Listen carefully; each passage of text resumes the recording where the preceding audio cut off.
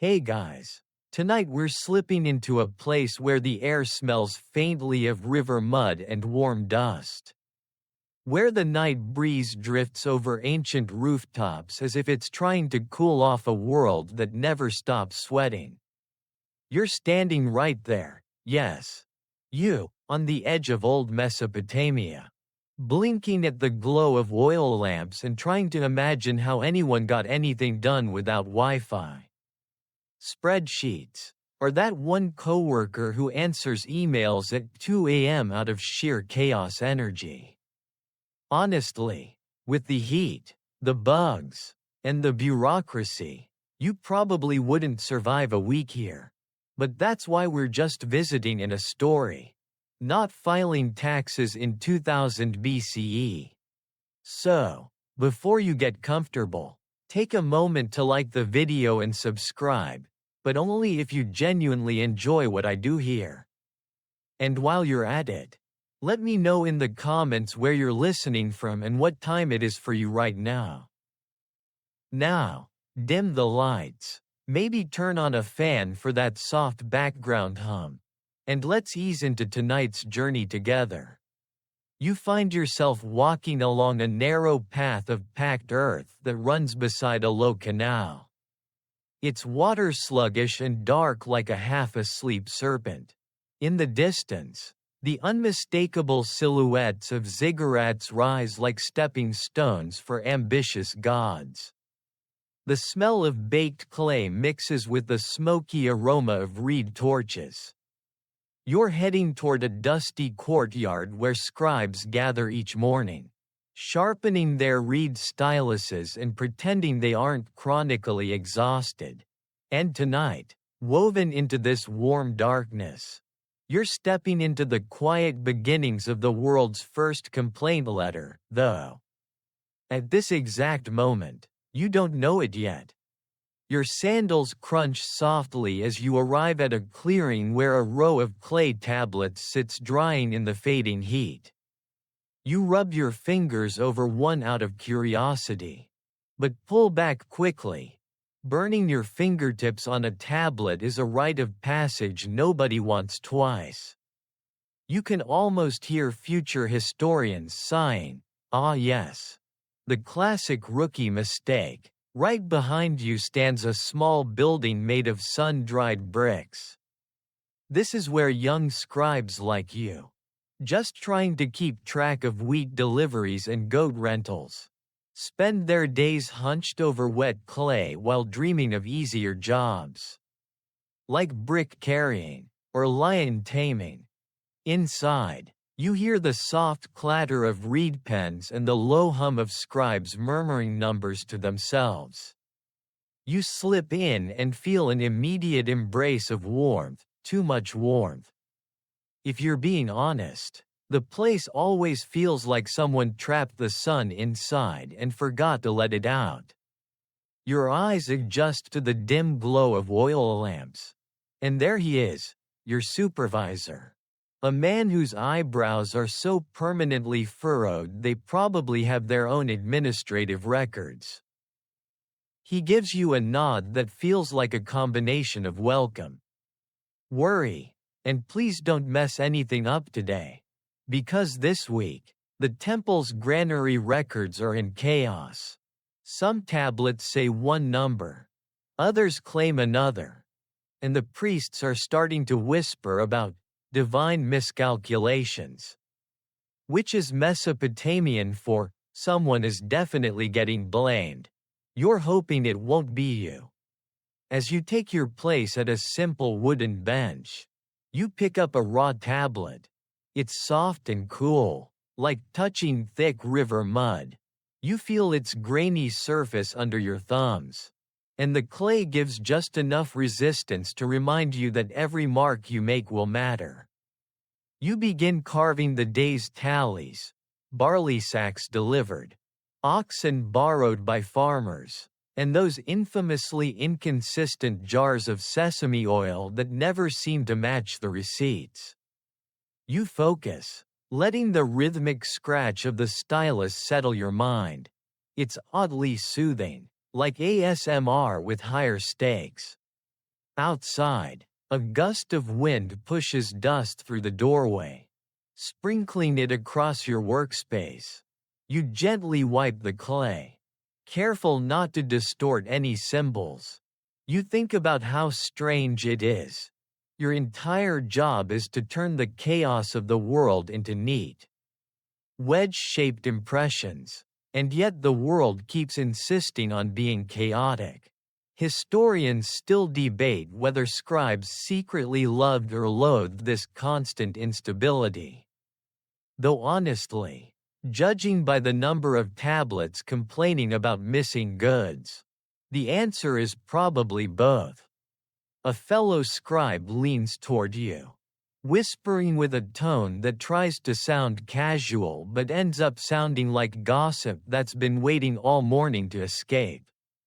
There was a dispute in the temple storage again, he says. 3 jars of poor quality copper ingots. And nobody wants to sign off on who accepted them.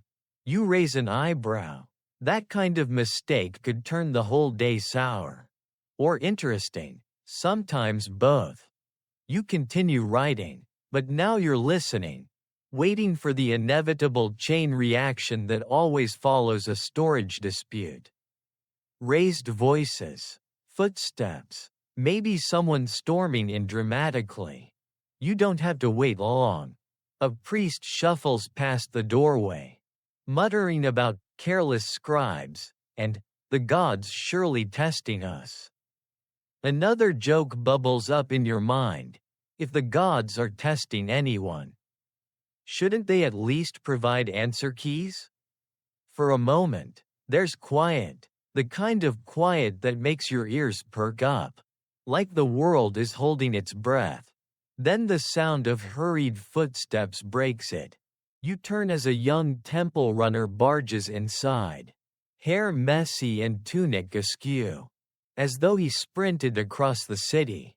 He looks around frantically before landing on you.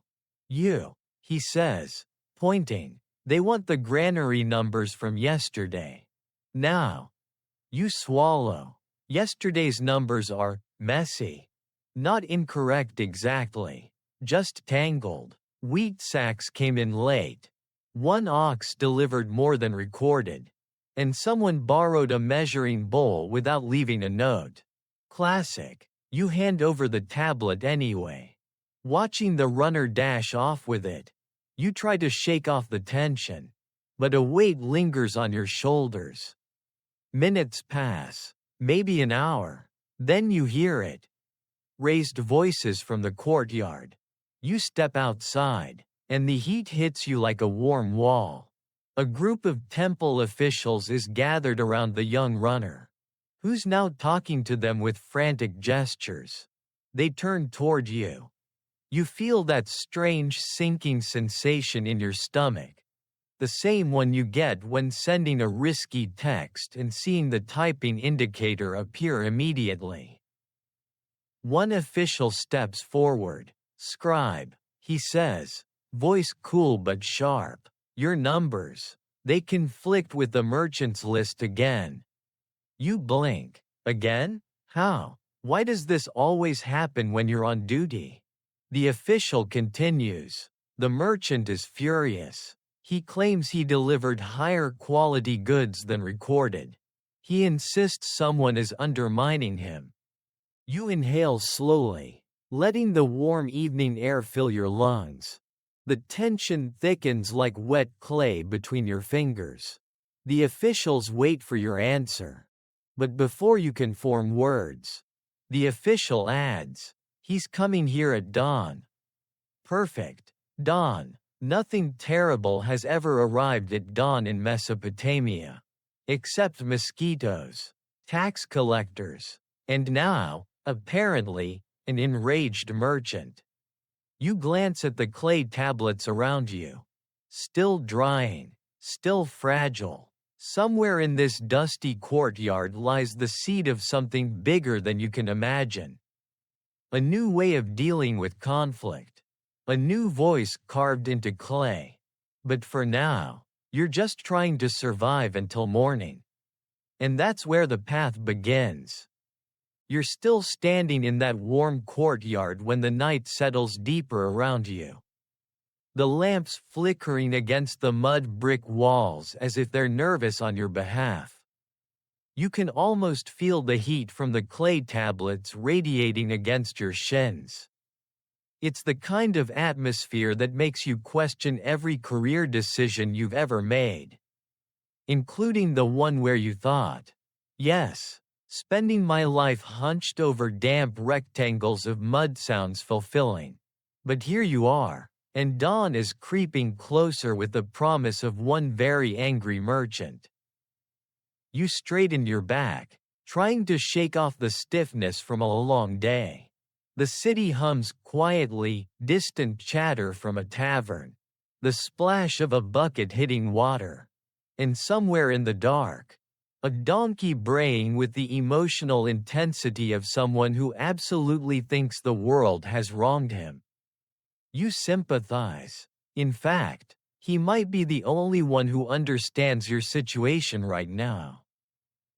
You step back inside the scribe house, where the air is still heavy with the warm scent of oil lamps and soft clay. You slide into your place, brushing dust off your bench, and begin organizing the tablets for the next day. You run your fingers over the wedge-shaped impressions, careful, rhythmic, intentional. There's something soothing about it, almost like tidying up your mind, but not soothing enough to forget that a merchant is going to march in tomorrow and demand answers you don't yet have. A fellow scribe leans over, his voice low but amused. You look like someone stole your favorite stylus. You sigh. In a way, yes, or they're about to. He chuckles under his breath. Let me guess, granary numbers? You nod, and he winces as if you told him your roof collapsed or your goat had run away. Historians still argue about whether the granary system was designed to be confusing. He whispers, or if it just happened naturally. You shake your head with a tired smile. Knowing our luck, both. Another scribe passes by carrying a stack of half-dried tablets. He mutters, worst case, blame the measuring bowls. Those things are never the same size twice. You almost laugh. Almost. Because somewhere behind the jokes lurks a truth everyone here knows. Mistakes in temple records aren't just irritating, they have consequences. Real ones. The kind that make supervisors angry, priests suspicious, and merchants loud. You exhale slowly and begin reviewing yesterday's entries. The clay is firm, the symbols clean, but even you can see the potential inconsistencies. The delivered jars of sesame oil were definitely short, but the merchant insisted they weren't. The copper ingots were low quality, but his courier swore they were fine when shipped. And the wheat sacks, well, let's just say someone had sticky fingers or a creative interpretation of numbers. You try to trace the problem back to its root, but the more you look, the more the clay seems to stare back at you with a smug little expression. As if the tablets themselves are whispering, "Good luck explaining this." The door creaks open, and you turn. An older priest enters, robes slightly dusty, eyes sharp enough to slice through a poor excuse.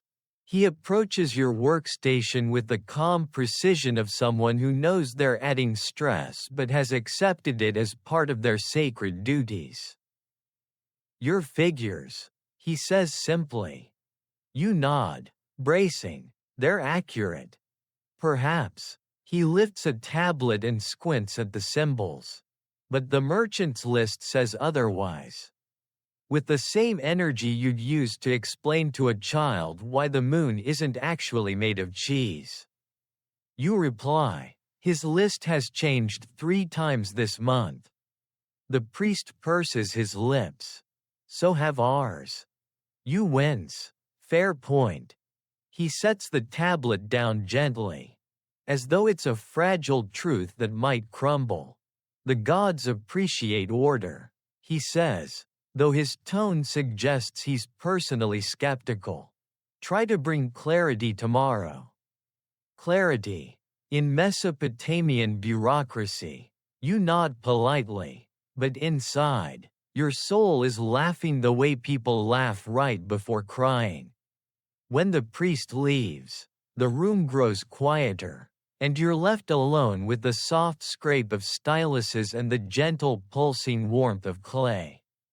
You take a long breath, filling your lungs with the thick, earthy scent, then you stand, stretching your spine, and walk toward the storage shelves.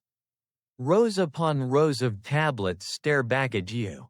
Daily ledgers, grain tallies, temple loans, debt records that seem to multiply overnight like very responsible rabbits. You run your hand along the shelf, brushing dust off the corners. Each tablet here is a fragment of someone's day, someone's error, someone's argument, someone's headache. And tomorrow, your headache is arriving in the form of a merchant with a reputation for being persistent. Loudly persistent. You step outside again. The night has deepened, but the air is still warm, thick enough that it wraps around you like a blanket someone microwaved. The lamps flicker in the wind, casting shadows that stretch long and thin across the courtyard. You hear distant footsteps, slow and uneven, a guard making his rounds. He nods at you as he passes. "You're still working?" he asks. You shrug, trying to avoid disaster. He chuckles sympathetically. Disaster comes whether you invite it or not. There's comforting wisdom in that. And you file it away. Maybe you'll carve it into clay someday and pretend it's an ancient proverb. You walk toward the edge of the courtyard, taking in the view of the city beyond. The faint glow of torches along the canal. The murmur of late-night traders. A few silhouettes moving quietly in the distance, carrying baskets or leading animals. Life here doesn't really stop, it just changes tempo. You close your eyes for a moment, listening, the rustle of reeds, the burbling of distant water. Somewhere nearby, a baby crying, immediately answered by a mother's soothing voice. The city is alive, breathing with you, watching you, waiting for you to take your next step. When you open your eyes again, there's a thought forming at the edge of your mind. A small one, a spark. You're not sure what it is yet. Only that it has to do with the mess you're facing and the way merchants never seem to admit fault. Something about writing, when problems get too convoluted for conversations. Maybe clay can do what voices can't. You let the idea drift for now, floating like dust in lamplight. Behind you, another scribe yawns loudly. "Go home," he mutters. "Big day tomorrow." You nod, though you're not sure sleep will come easily. But you step away from the bench, stretching your fingers, brushing the last specks of clay from your palms. You walk toward the doorway, the warm night greeting you again like a familiar friend with questionable intentions. You begin the slow, thoughtful walk home through dimly lit alleys. You hear your own footsteps on packed earth. You smell incense drifting from a nearby shrine. You take a deep breath, trying to clear your mind. Tomorrow, everything changes. Not that you know that yet. But the clay is waiting. You wake before the sun. Not because you're well rested, but because your brain apparently set its own alarm out of sheer dread. The air is cool for now, a temporary mercy that Mesopotamia grants before reminding everyone that shade is a luxury. Not a guarantee. You step outside your small home, feeling the packed earth under your sandals, and begin the walk toward the scribe house. A reddish glow stains the horizon like a kiln slowly heating up. And you know in a few hours it'll feel exactly like one. As you walk, the city stirs. You hear early vendors shuffling baskets into place, goats complaining about the concept of mornings, and the soft swish of brooms brushing dust from doorsteps. The air carries that faint mix of river moisture and clay dust, an aroma that says welcome back to the grind. You inhale deeply, trying to convince yourself that this is a normal day. It is not. Today, you're expecting a merchant with the emotional stability of a badly fired tablet. The scribe house comes into view, its mud brick walls catching the first warm rays of dawn. You step inside, greeted by familiar scents, oil lamps, drying clay, and the faint musk of overworked scribes who gave up on impressing anyone years ago. A few colleagues are already there, hunched over their benches with the dazed determination of people who stayed up too late doing mental math. One of them glances up. "You ready for him?" he asks, as if you're preparing for battle. "Define ready," you reply. He laughs quietly. "That's a no." You set down your things and immediately scan the room for yesterday's problem tablets. You find them stacked neatly, too neatly. Which makes you suspicious. You pick one up, feeling its rough but satisfying texture. The symbols are clear, sharp, and absolutely capable of ruining your day. You set the tablet down just as footsteps echo outside. Heavy ones. Determined ones. Footsteps that say, "I have a complaint and everyone is going to hear it." The merchant arrives like a storm rolling in, broad-shouldered, red-faced, and wearing a tunic that looks like it was ironed by rage. His entrance pulls every eye in the room. Even the clay seems to tense. He booms the moment he spots you. "Your numbers. They insult my reputation." You blink slowly, summoning your inner calm the way a parent might before telling a child that no, they cannot put a frog in the cooking pot. "Good morning," you say gently. He ignores that. "My goods were fine. My list is correct. And your record?" He taps the tablet on your desk with a finger thick as a small cucumber, "is wrong." You take a measured breath. "Which part, exactly?" "All of it." "Well, at least he's thorough." You gesture for him to sit, even though you know he won't. He doesn't. Instead, he looms dramatically as if trying to intimidate the clay into agreeing with him.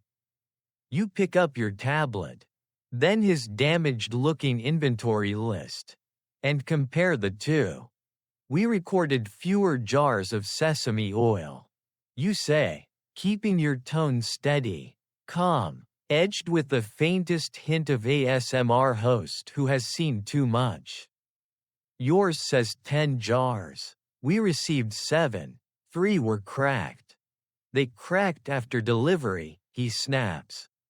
You raise an eyebrow. "All 3? He huffs loudly.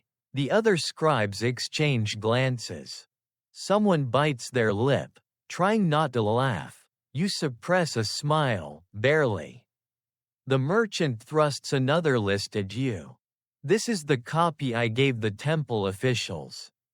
You scan it quickly. "This isn't the same list you showed us last time." He stiffens. "It's updated." Conveniently, you murmur. His face reddens further, and for a moment he looks like he might actually combust. You keep your voice soft, even soothing, like explaining to a sleepy child why sand isn't edible. "We can resolve this, but we need clarity. and your copies don't match each other. He slams a large hand on the desk, rattling your styluses. Write a correction, a new record, one that reflects the truth. Which version of the truth? You ask before you can stop yourself. A few scribes choke on their breaths. One has to pretend to cough to hide a laugh.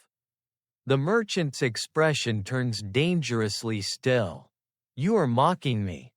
Inside, you are, just a little, but your face stays polite. Neutral, maybe even serene. No, you say gently. I'm trying to help you. He looks unconvinced. You glance at the clay tablet in your hands. Its surface feels dry, firm, accusing. You can feel the future tugging at you, a tiny spark of an idea forming. Maybe clay shouldn't just record numbers. Maybe it can carry frustration too.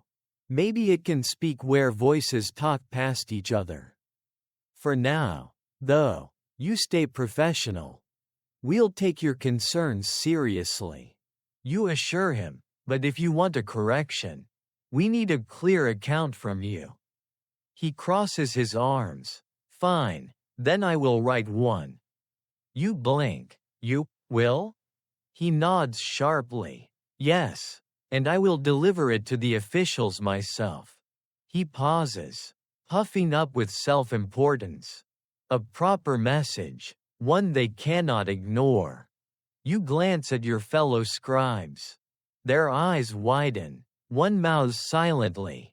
He's going to write? Because here's the thing.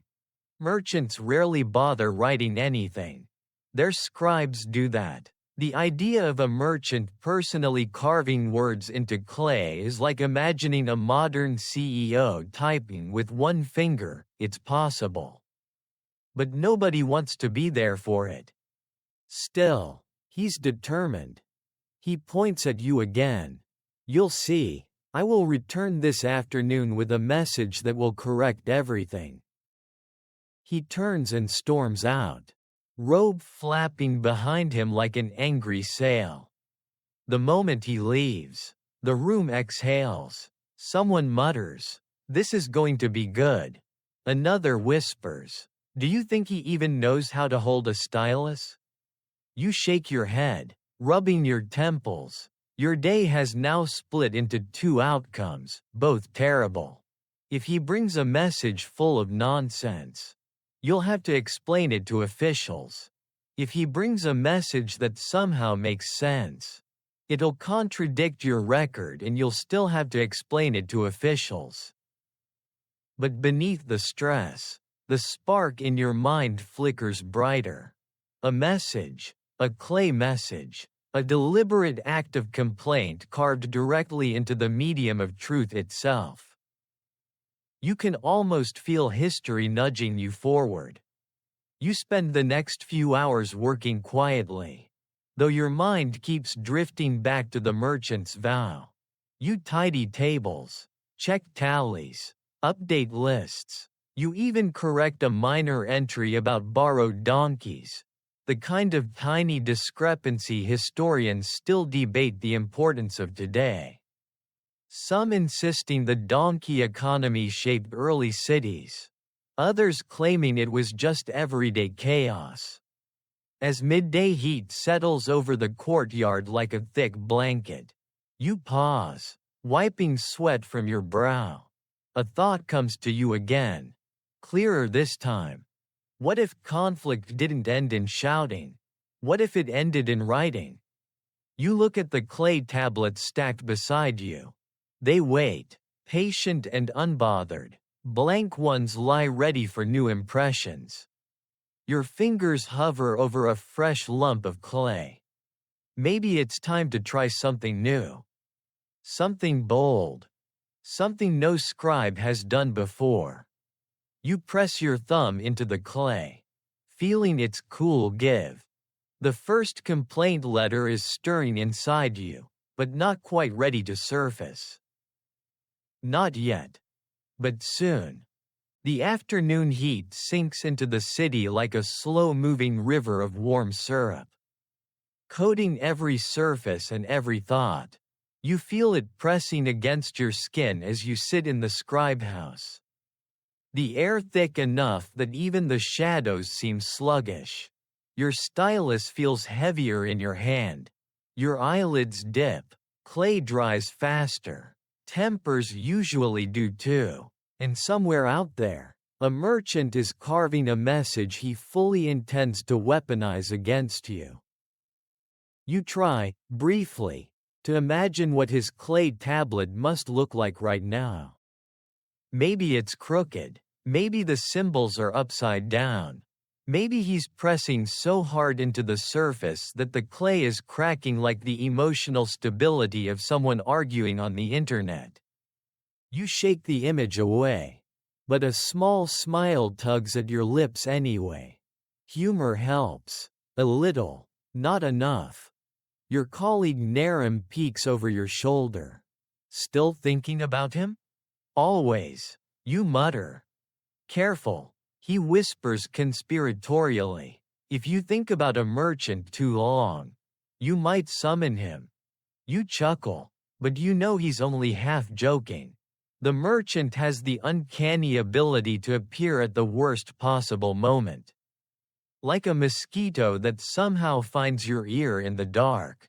Or that one friend who always texts, "Hey, got a minute?" when you absolutely do not. The scribe house door creaks softly as someone enters. And you flinch before you can stop yourself, but it's just a temple runner.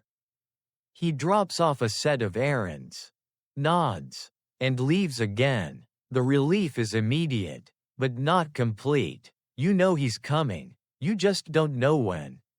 You return to your work, carving careful, even marks into the clay. Today's records feel lighter than usual. Almost mundane. A few borrowed tools. 2 goats returned, surprisingly unharmed. A baker who insists he repaid a debt even though his tablet says otherwise. The usual rhythm of city life, captured in wedge-shaped strokes. The hours stretch, blending into each other. Occasionally a breeze slips through the doorway, stirring dust. You savor the brief coolness the way someone might savor that first bite of dessert. But it passes quickly. It always does. By mid-afternoon, tension hangs over you like a freshly hung tapestry. Thick, heavy, inevitably about to fall on your head. That's when you hear it, footsteps. Familiar, forceful, traveling across the courtyard with the confidence of someone who absolutely believes the universe should yield to him. You brace yourself. Naram sends you a sympathetic look. Another scribe quietly mutters, "Good luck," as though you're about to face judgment from the gods themselves. The merchant enters. He's even redder than this morning. As if he's been arguing with the sun. Under his arm is a clay tablet that looks suspiciously damp and slightly lopsided. Its edges sag. One corner seems to be melting. You're already sweating, but now you're sweating for entirely new reasons. He slams it onto your desk. Clay flakes explode everywhere. Here, he declares triumphantly. A message of correction, a rightful record. You look at the tablet.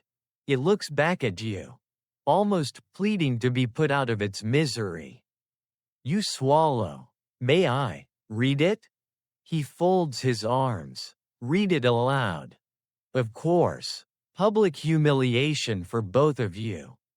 You lift the tablet. It's soft, too soft. He must have rushed it here straight after writing, not giving it time to dry.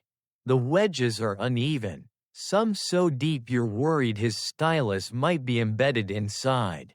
The symbols wobble like they weren't sure where to stand. Still, you start reading. To the temple officials, your voice is steady, but inside you're screaming, I deliver only the finest quality goods. You glance at him. He nods proudly. Any damage to items is the fault of handling by. You pause. Inept scribes. The room goes silent. A scribe in the corner snorts. Someone coughs aggressively to hide a laugh. You continue. Furthermore, I insist that my lists are accurate, being written with unmatched care. You have to stop, because the word care is carved so deeply that you can see the clay bulging on the other side. It looks like the tablet is trying to grow a tumor. You clear your throat and move on. The message continues with escalating self-praise, escalating accusations, and at least one very dramatic phrase comparing himself to a righteous river whose flow cannot be obstructed. You're 60% sure he made that up. You're 100% sure the clay disagrees. When you finish, the room is dead quiet. The merchant looks triumphant. Well? You inhale carefully. It is expressive. He beams. Good. Deliver it to the officials. You blink. You want me to deliver it? Yes, he says. You work for the temple. They'll take it seriously if you bring it. Ah yes. The classic strategy. Use the system to deliver your complaint about the system. Brilliant in its own backward way. You glance at the tablet again. Its edges sag a little more. If you tilt it the wrong way, half the message might slide off. You don't know whether to feel impressed or horrified. Very well, you say softly. The merchant nods. Satisfied. Good. I expect a correction by tomorrow. And with that, he turns and leaves. Righteous river swagger in full display. The instant the door closes, the scribe house erupts. What was that? He wrote with a hammer? Did he fight the clay? Give it a week and that tablet will flatten itself out of shame. You hold up the tablet, and the bottom corner droops like it's melting in the sun. Careful, someone warns. It's going to become a puddle.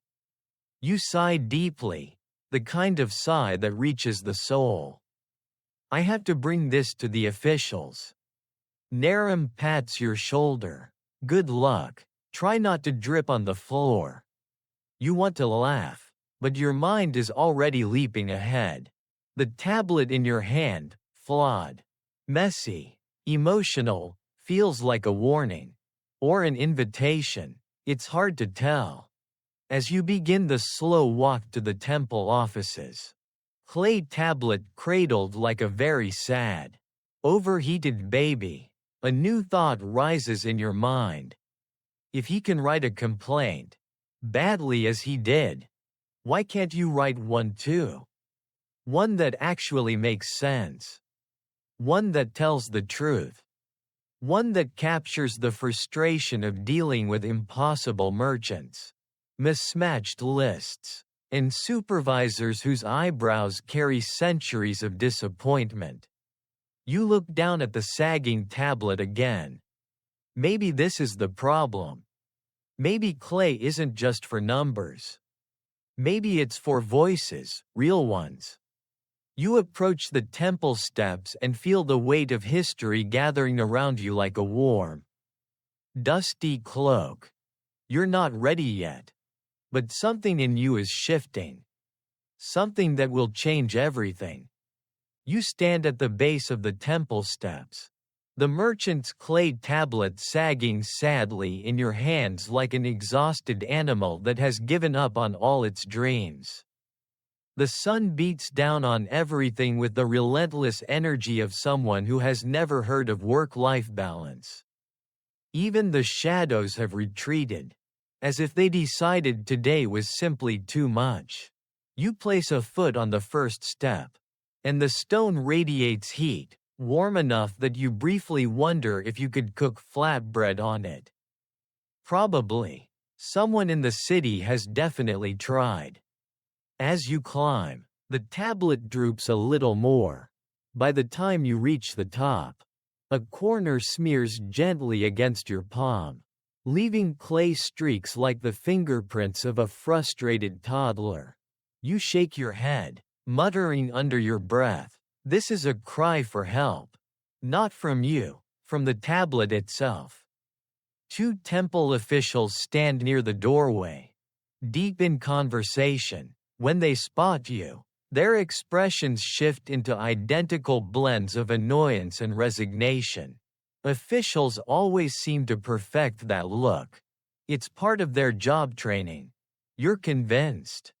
"You again," says one, his voice flat as unfired mud. "Yes," you reply softly. "I bring a message." They glance at the tablet. They instantly regret glancing at the tablet. "What happened to it?" the second official asks.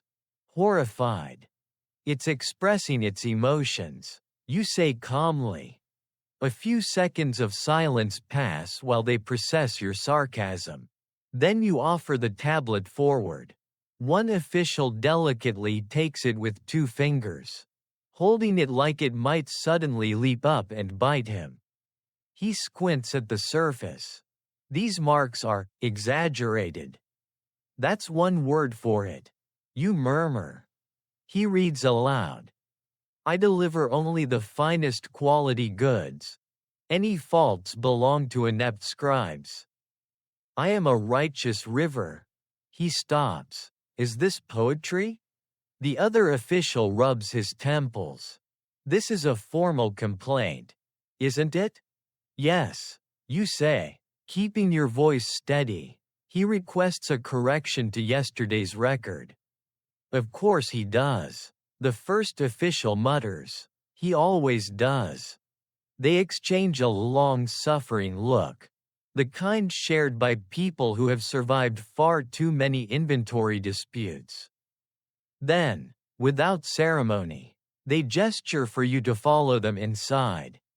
The temple's interior is cool, blessedly, deliciously cool. The thick walls trap the night chill longer than the outside air. And for a moment, you consider faking your own death just to live here and avoid future bureaucracy.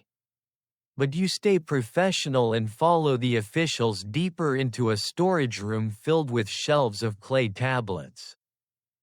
The air smells of dust, old incense, and the faint musk of ancient administration. It's quiet here, almost reverent, as though every tablet holds not just numbers but secrets. You set the merchant's tablet on a table, watching its edges slowly slump outward. The senior official pinches the bridge of his nose. "What exactly does he expect us to do with this?" You choose your words carefully. He expects you to accept his version of yesterday's inventory. "And you," he says, eyes sharp, "support this?" You inhale slowly, letting the cool air settle in your lungs. The question hangs there, heavy and dangerous. If you say yes, you admit your numbers were wrong. If you say no, you contradict a merchant the temple relies on. Either way, you lose. So you answer honestly, gently. "I support clarity. And right now, neither version is entirely consistent." One official snorts, understatement of the year. The other steps closer to the table, running a finger along the drooping edge of the clay. "If he wants to challenge our records," he says, "he will need to provide a coherent, durable statement, not this." You nod. "I agree." "Tell him," the official continues, "that if he wishes to submit a complaint, it must be rewritten, properly, with proper drying time, and legible marks." A spark flickers in your mind. Not the annoyance spark, not the stress spark, something else. A possibility. What if? You begin. There were a formal way to submit such complaints? A standard, maybe, a structured document. Both officials pause, turning to you. Their eyes narrow. You can almost hear the gears turning, slow, cautious, dusty gears that haven't been oiled in centuries. A structured, clay document? One repeats. Yes, you say, feeling the idea take shape. One meant specifically for voicing a grievance or pointing out an issue. Something clear, something preserved, something that doesn't rely on shouting or lists that change every week. The officials exchange another look. But this one is different. Less exasperated, more curious, historically curious. The kind of look people give when they sense they're hearing something important, even if they don't fully understand it yet. The older official strokes his chin, a specialized format for disputes. It could reduce misunderstandings. The other adds slowly, and record them for future reference. Your heart beats a little faster. You lean in slightly. Exactly. The idea settles into the room like dust in a beam of sunlight, visible, soft, undeniable. But then the older official clears his throat, breaking the moment. It is interesting, he admits, but new methods must be discussed with temple leadership. You nod, understanding. Change is slow. Change carved in clay is slower. They dismiss you with a wave, and you leave the cool chamber reluctantly, stepping back into the heavy afternoon heat. The sun hits you instantly, like a slap from a very hot, very annoyed hand. As you walk back toward the scribe house, the idea stays with you. Larger now, sharper, more insistent. A formal complaint tablet. A structured way to express frustration, concern, or injustice. You imagine holding such a tablet, neat edges, clear symbols, a calm explanation of wrongdoing, a request for correction, something permanent, something fair. And then you imagine writing one yourself. Not out of anger, out of necessity. You pass through the bustling courtyard. Traders haggle. Children chase each other between baskets. A potter loads newly fired vessels onto a cart. Life continues with its usual rhythm, unaware that something small but meaningful is beginning to stir within you. Just before you reach the scribe house, a fellow scribe calls out to you. Well, did they accept his masterpiece? You lift your hands in a helpless half-shrug. They accepted that it exists. He laughs. A diplomatic answer. An accurate one, you say. As you step inside, the warm clay-scented air greets you. You take your place at your bench again, fingers brushing over a blank tablet waiting patiently. You stare at it. And for the first time, you feel something new. A pull. A desire to carve not just numbers, but meaning. A voice in clay. A voice that might finally say what everyone is thinking. You pick up your stylus. Not yet. But soon. Very soon. The blank clay tablet sits in front of you like a quiet challenge. Its cool surface catching a sliver of afternoon light from the doorway.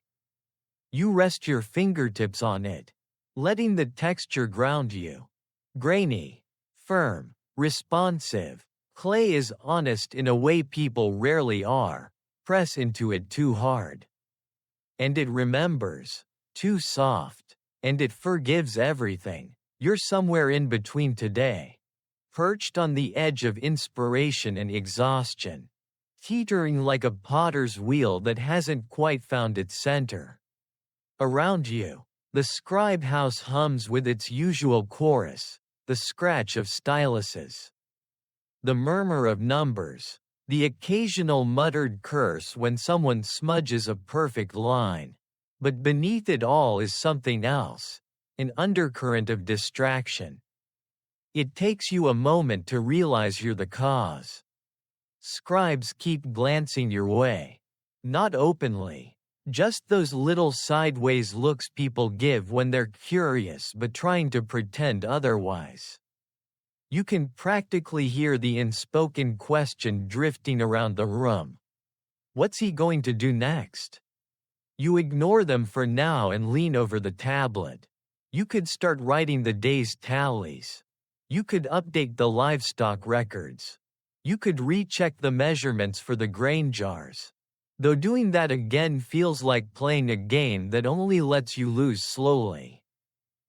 Instead, you slide the tablet slightly closer. A complaint document. A structured, thoughtful, articulate complaint document. The idea settles deeper into your mind, rooting itself. You press the edge of your stylus gently into the clay, not marking anything yet, just feeling the pressure. The way the clay shifts ever so slightly under your touch. Your breath steadies, your shoulders relax, like you're about to whisper a truth you've been holding too long. A colleague, Sale, strolls up behind you. You look like someone thinking dangerous thoughts. You exhale through your nose. Depends on your definition of dangerous. Anything that involves merchants is dangerous. He replies immediately. History proves this. You smirk softly. History doesn't know the half of it. He leans in, lowering his voice. We heard what the officials said. Something about a formal method for disputes? You glance at him. Possibly. That's bold, he whispers. People barely follow the methods we already have. They might, you counter, if it actually helped them. He pauses, considering. You know, scribes have complained for years about how chaotic merchants are. Maybe you're onto something. You almost laugh. At the rate this place argues about grain, goats, and sesame oil, we might need an entire archive just for complaints. He shudders theatrically. Please don't give anyone that idea. You lift the stylus again. Its point clean and ready. Sale sits back at his bench, but not without one last curious glance at you. The room returns to its murmur, though you can feel the attention lingering around you, buzzing lightly like distant bees. You take a steadying breath. You think about the merchant's sagging, chaotic tablet, the one currently making temple officials question their life choices. You think about how wrong the numbers were, how loud he was, how impossible it is to resolve anything when everyone talks but nobody actually explains. So you begin. Not a tally. Not a list. Not an account of wheat or copper. But the seed of an idea. You carve the first line slowly, carefully. A statement regarding the delivery discrepancies observed. The words feel crisp, clean, purposeful. You pause, stare at the line, and for a moment, your heart thrums with something between fear and exhilaration. This is not what a scribe is supposed to write. Not in the traditional sense. But traditions are just habits that got too comfortable. You continue.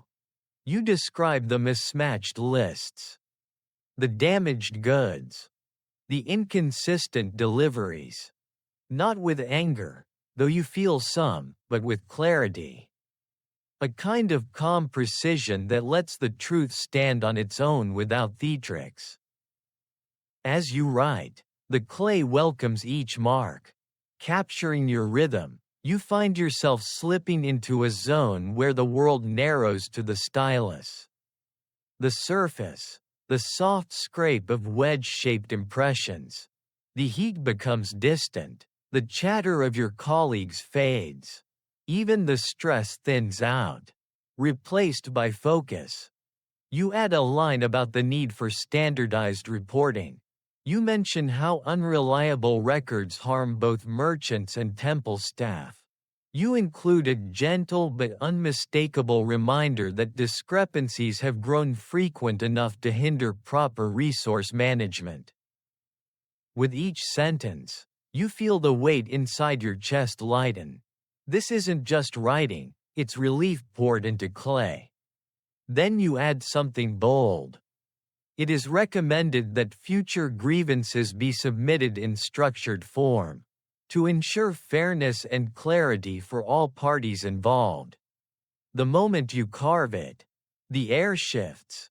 Not dramatically, not like a divine revelation, more like a subtle tightening of the space around you, as if the clay itself knows you've crossed a threshold. You sit back, the tablet is half written, still soft, but its presence feels substantial, important. Then, of course, your supervisor appears behind you. He peers over your shoulder without a word. His shadow falls across the tablet, and his eyebrows, which, as you've often noted, have their own personality, descend into deep concern. "What?" he says slowly. "Are you writing?" You swallow hard. A structured account of yesterday's delivery issues. "Is this an official record?"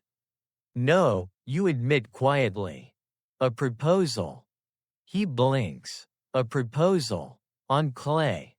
It's the only medium we have." You reply softly.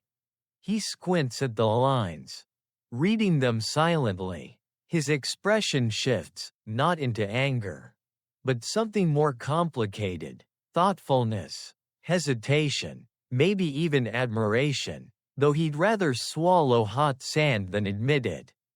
"You know," he murmurs, "scribes don't usually improvise."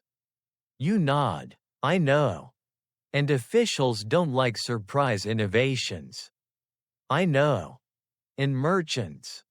They weren't going to like anything anyway." He glances at you. A tiny smirk touches the corner of his mouth. "Fair." He straightens. "Finish it, but do not show it to anyone yet." You blink. "Why?" "Because if this idea has any chance of survival," he says quietly, "it needs to be complete first." A warmth spreads in your chest. Not heat, from something else. Support, permission, maybe even encouragement. He walks away without another word.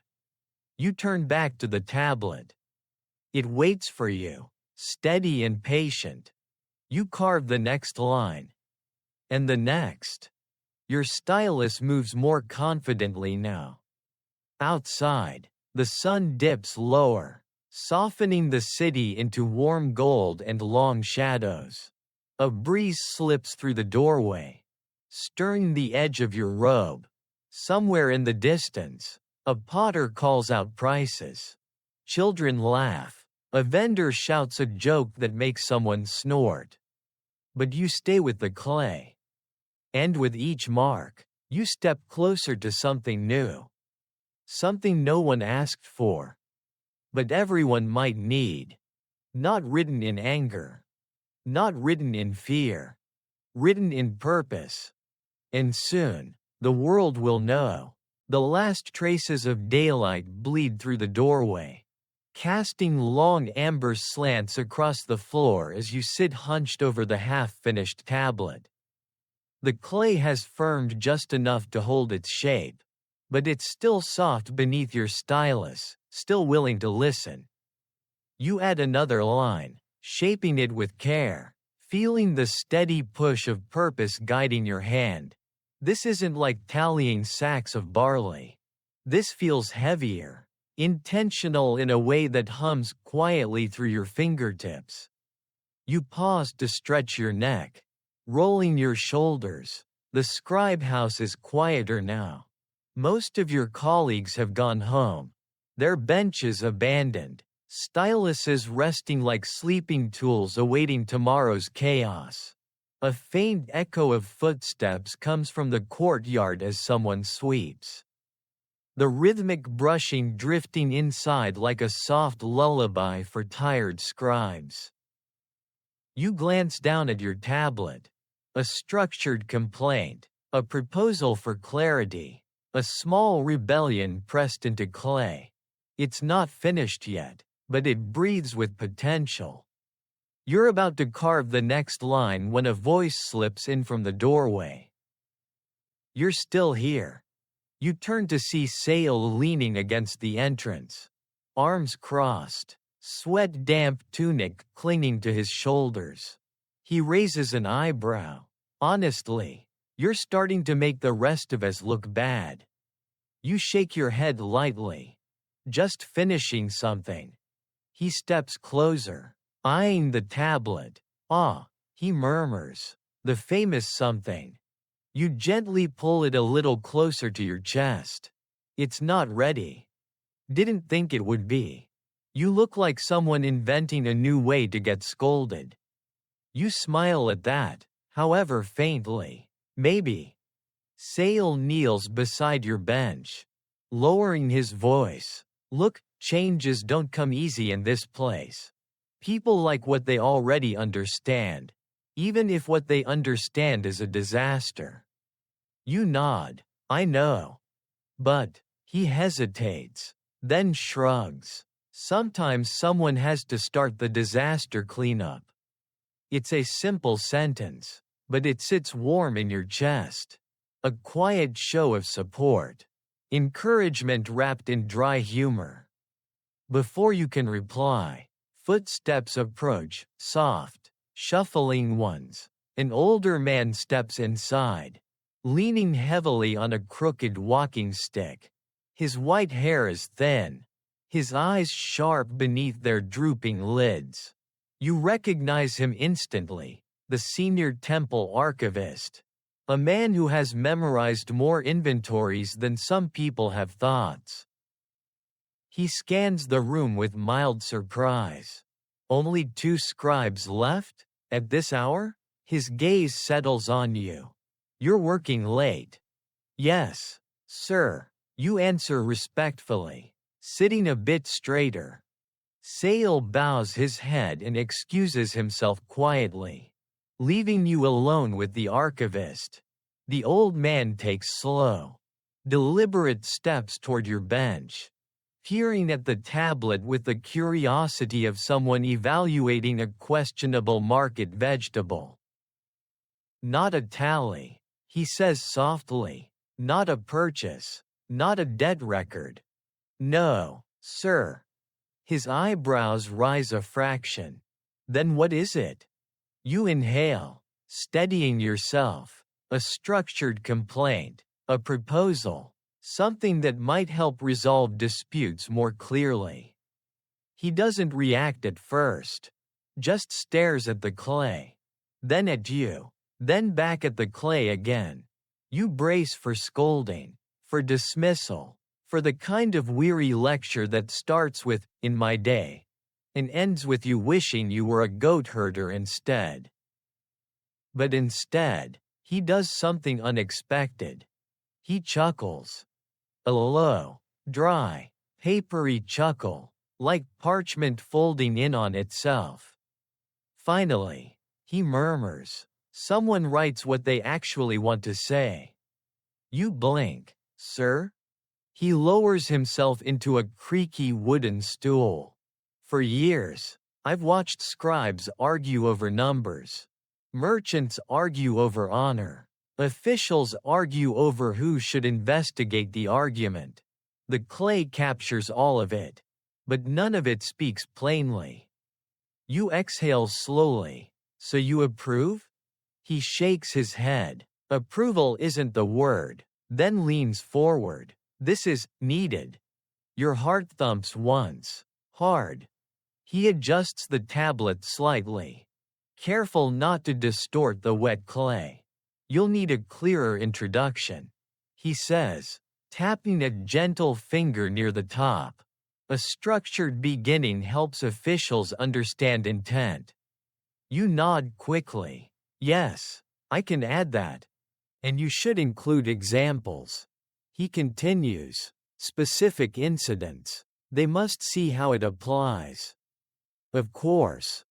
And, he says, lowering his voice, be respectful, even when discussing incompetence. You smile a little. I'm trying. His lips twitch. Try harder. You both share a soft laugh. Brief and warm. Then he grows serious. Finish it tonight, before dawn. Things written in the quiet hours often hold the most truth. You look at him, surprised. Tonight? He nods once. If you hesitate, the courage will fade. You sit with that for a moment. The truth of it hums through you like the low vibration of a kiln in the distance. I'll finish it, you say. Good. He rises slowly. And when you're done, show it to me first. I will advise you on presenting it. Your eyes widen. You'll help me bring it to the officials? He gives you a knowing, almost mischievous smile. If I don't help, they'll dismiss it before they finish their morning barley cakes. You laugh under your breath. Thank you. With a soft groan, he begins making his way toward the door. He pauses before stepping out. You scribes forget sometimes, he murmurs. Clay remembers. Make sure it remembers something worth keeping. And then he's gone. The silence that follows is thick but gentle. The lamplight flickers. The room feels different now, like the air has shifted from ordinary to expectant. You look down at your tablet. The words are waiting. You lift your stylus again. Your hand steadies. The clay yields. And the complaint letter, the first true one, begins to take its full shape under your touch. The palace rises before you like a sleeping giant carved from sun-baked stone. Its broad steps catch the late afternoon light, glowing gold and copper, and the shadows of its pillars stretch long across the courtyard, like watchful sentinels studying every movement. You and your small procession pause at the base of the stairs. The archivist adjusts his grip on his walking stick. Sale exhales slowly, the way someone does when they're trying to appear calm but their heartbeat is throwing a small festival inside their chest. You swallow, hard, because you've walked into the temple hundreds of times. But this is the first time you've walked toward the palace carrying an idea that could change how your entire city handles conflict. The archivist looks at you. His expression softer than usual. Do not fear the walls. He murmurs. They're just mud and stone. Same as everything else. You take a breath. I'm not afraid of the walls. He smiles faintly. Good. Then fear the officials. They actually have opinions. Sale snorts. Encouraging. The archivist begins the climb. And you follow. Each step echoing underfoot. The palace guards watch you with unreadable expressions, part duty, part curiosity. They've heard rumors too. No doubt. Counter letters. Shouting merchants. A scribe daring to invent something new. When you reach the top, a stern guard steps forward. State your purpose, he demands. The archivist answers, we bring new tablets for royal review. The guard glances at the clay slabs carried by the scribes behind you. Eyes narrowing with skeptical interest. All of those? Sale whispers. Should we have brought a receipt? You elbow him lightly. The guard steps aside. Enter. The royal advisors await. You walk into the palace atrium, a vast room cooled by tall pillars and the faint trickle of a central fountain.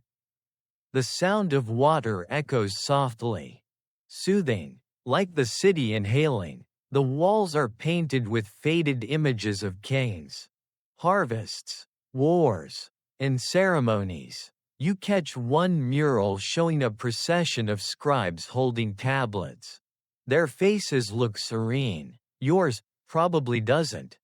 Royal advisors gather at the far end, 3 of them, robed in deep blue, each radiating the energy of someone who has given too many lectures and enjoyed every single one. One gestures at the archivist. You brought the new method? Yes, the archivist replies, and the scribe who created it. Their eyes shift to you. You stand straighter, not rigid, just present. One advisor steps forward. He's older, but not as old as the archivist, sharp-eyed, precise, the kind of man who could spot a numerical inconsistency from across a courtyard. He examines you like a craftsman inspecting a promising but flawed tool. You wrote the structured complaint? He asks. Yes, sir. He studies your face. Why? You inhale slowly, because the old way favors shouting, and shouting rarely leads to clarity. Sale mutters under his breath behind you. That's one way to put it. Luckily, the advisors don't hear. The lead advisor nods slowly. Clarity is valuable. Another advisor approaches the tablets. Let us see the format. Your heart thuds as the scribes lay the 4 tablets neatly onto a broad stone table. The advisors lean over them, reading silently. The seconds stretch. Then a minute, 2. The archivist stands like a stone beside you, hands folded atop his stick. Sale fidgets so intensely you fear he will vibrate through the floor. Finally, the lead advisor straightens. This is remarkably clear, he says. The archivist gives you a side glance. I told you so. Another advisor adds, the structure is logical. Evidence, issue, resolution. Most merchants simply shout the same 3 things, but never in order. Sale stifles a laugh. The third advisor huffs. If the king had records like this for every dispute, perhaps he wouldn't receive 20 contradictory arguments every sunrise. That pulls a faint smile from you. That was my hope, sir. The advisors exchange glances, thoughtful ones. Then one says, we must present this to the king. But first, we require a demonstration. Demonstration? You echo? Yes, he replies. A live example, a real problem, something we can compare between the old method and this new one. Sale tenses. Please don't call the merchant. Please don't call the merchant. A guard steps into the atrium. A merchant waits outside demanding an audience. Sale dramatically grabs his own skull. Why do the gods love irony? The archivist sighs deeply. Let him in, he says. You stare at him. Are you sure? Better to face the river while standing, he replies. A moment later, the merchant storms in, looking exhausted, dusty, and clutching a new clay tablet that is at least slightly less cracked than the last one. Improvement, technically. The merchant bows stiffly to the advisors, then immediately points at you. I demand justice. The lead advisor responds coolly. Present your issue. The merchant thrusts his tablet forward. My goods were insulted, my honor questioned, and now the temple spreads new methods that leave me out. Your concerns will be addressed, the advisor says calmly, using the new structured format. The merchant blinks. The what now? The advisor gestures at the table. The new method ensures we hear your voice clearly. If you submit your complaint in this structure, we will review it. The merchant looks at the tablets, then at you, then back at the advisors. His expression cycles through confusion, indignation, reluctant acceptance, then, shockingly, determination. I will write one, he says. You blink. The advisor raises an eyebrow. You can do it here. Here, the merchant squeaks. Yes, the archivist says gently. Right, take your time. A palace attendant brings a fresh slab of clay. The merchant sits. He stares at the smooth surface like a man confronting a wild animal he must tame or be devoured by. He grips the stylus. After a painful silence, he writes the first line. A statement of concerns regarding recent records. The advisors lean in. You exhale slowly, deeply, to the bottom of your lungs, as something remarkable dawns on you. He's using the format. Your format. Sale whispers. It's working. You can hardly believe it. The merchant's complaint is rough, uneven, and occasionally melodramatic. My honor flows like a river, makes a second appearance. But it is structured, clearer, understandable. The advisors nod. One steps forward. We will present both your letter and the scribes to the king tomorrow. The merchant beams. And then the advisor adds. But the scribes remains the model. Yours is an acceptable example of improvement. You brace for an explosion of outrage. But instead, the merchant sits back, breathes, then nods. Nods. The courtyard could have collapsed and it would be less shocking. He finally says, as long as I am heard. The lead advisor inclines his head. You are. And something shifts inside the merchant, just a little. Enough to soften the tension in his shoulders. Enough to uncoil the anger he's been dragging behind him like a heavy cart. The demonstration ends. The advisors dismiss you.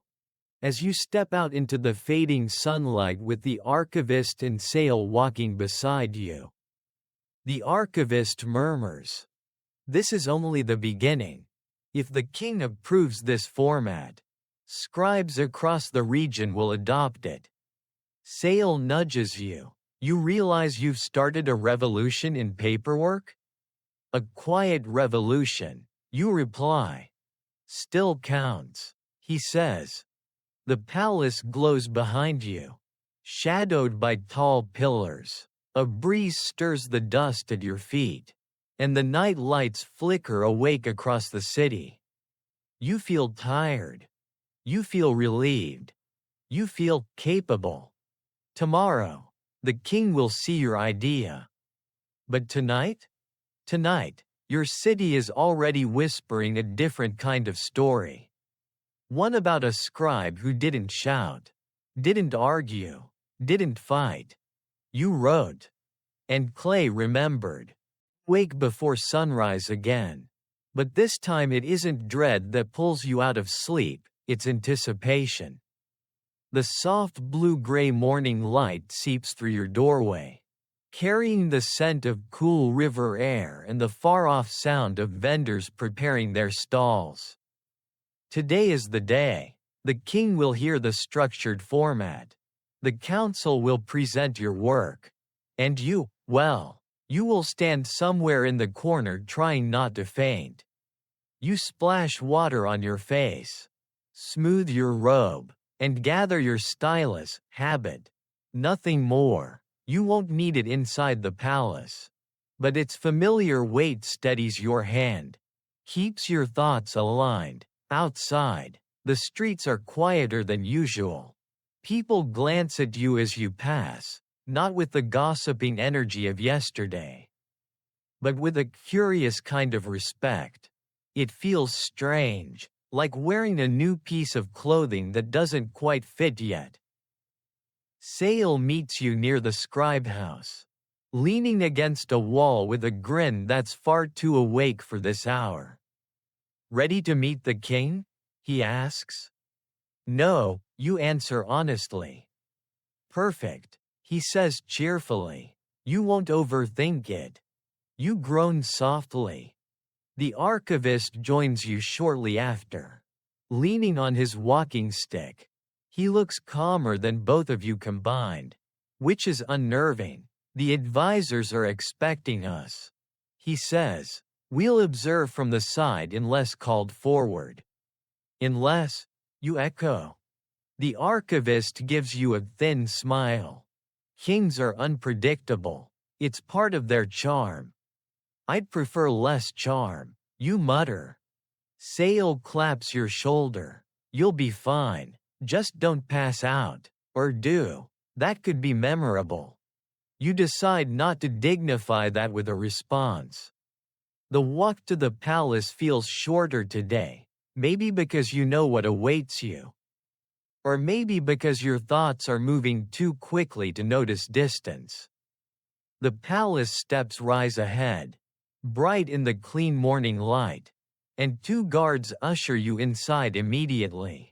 You're led through cool corridors, past murals depicting ancient battles, rituals, and ceremonies. Every painted figure seems to watch you as you pass. You imagine them whispering, "This is the scribe with the tablet," and the idea sends a nervous thrill through you. Finally, you're brought to the royal audience hall. It's vast, larger than any room you've ever entered, its ceiling disappearing into shadow. Sunlight filters through high windows, casting long golden beams onto the polished floor. At the far end, the king sits upon a raised seat carved from a single block of stone. He is older than you expected, heavy-browed, steady-eyed, and unquestionably alert. This is no distant ruler hidden behind ceremony. He sees everything. The advisors stand before him, your tablets laid neatly on a stone slab at their side. You take your place along the wall with Sale and the archivist, trying to breathe like a normal human being. The senior advisor steps forward. "Your Majesty, we present the new format for resolving disputes, a structured clay record developed in response to ongoing issues between temple staff and merchants." The king raises an eyebrow. "I have heard rumors." Of course he has. Kings always hear rumors. The advisor gestures to the first tablet, the one you wrote. "This is the clearest example." The king motions. "Read it." The advisor begins, his voice carrying across the hall.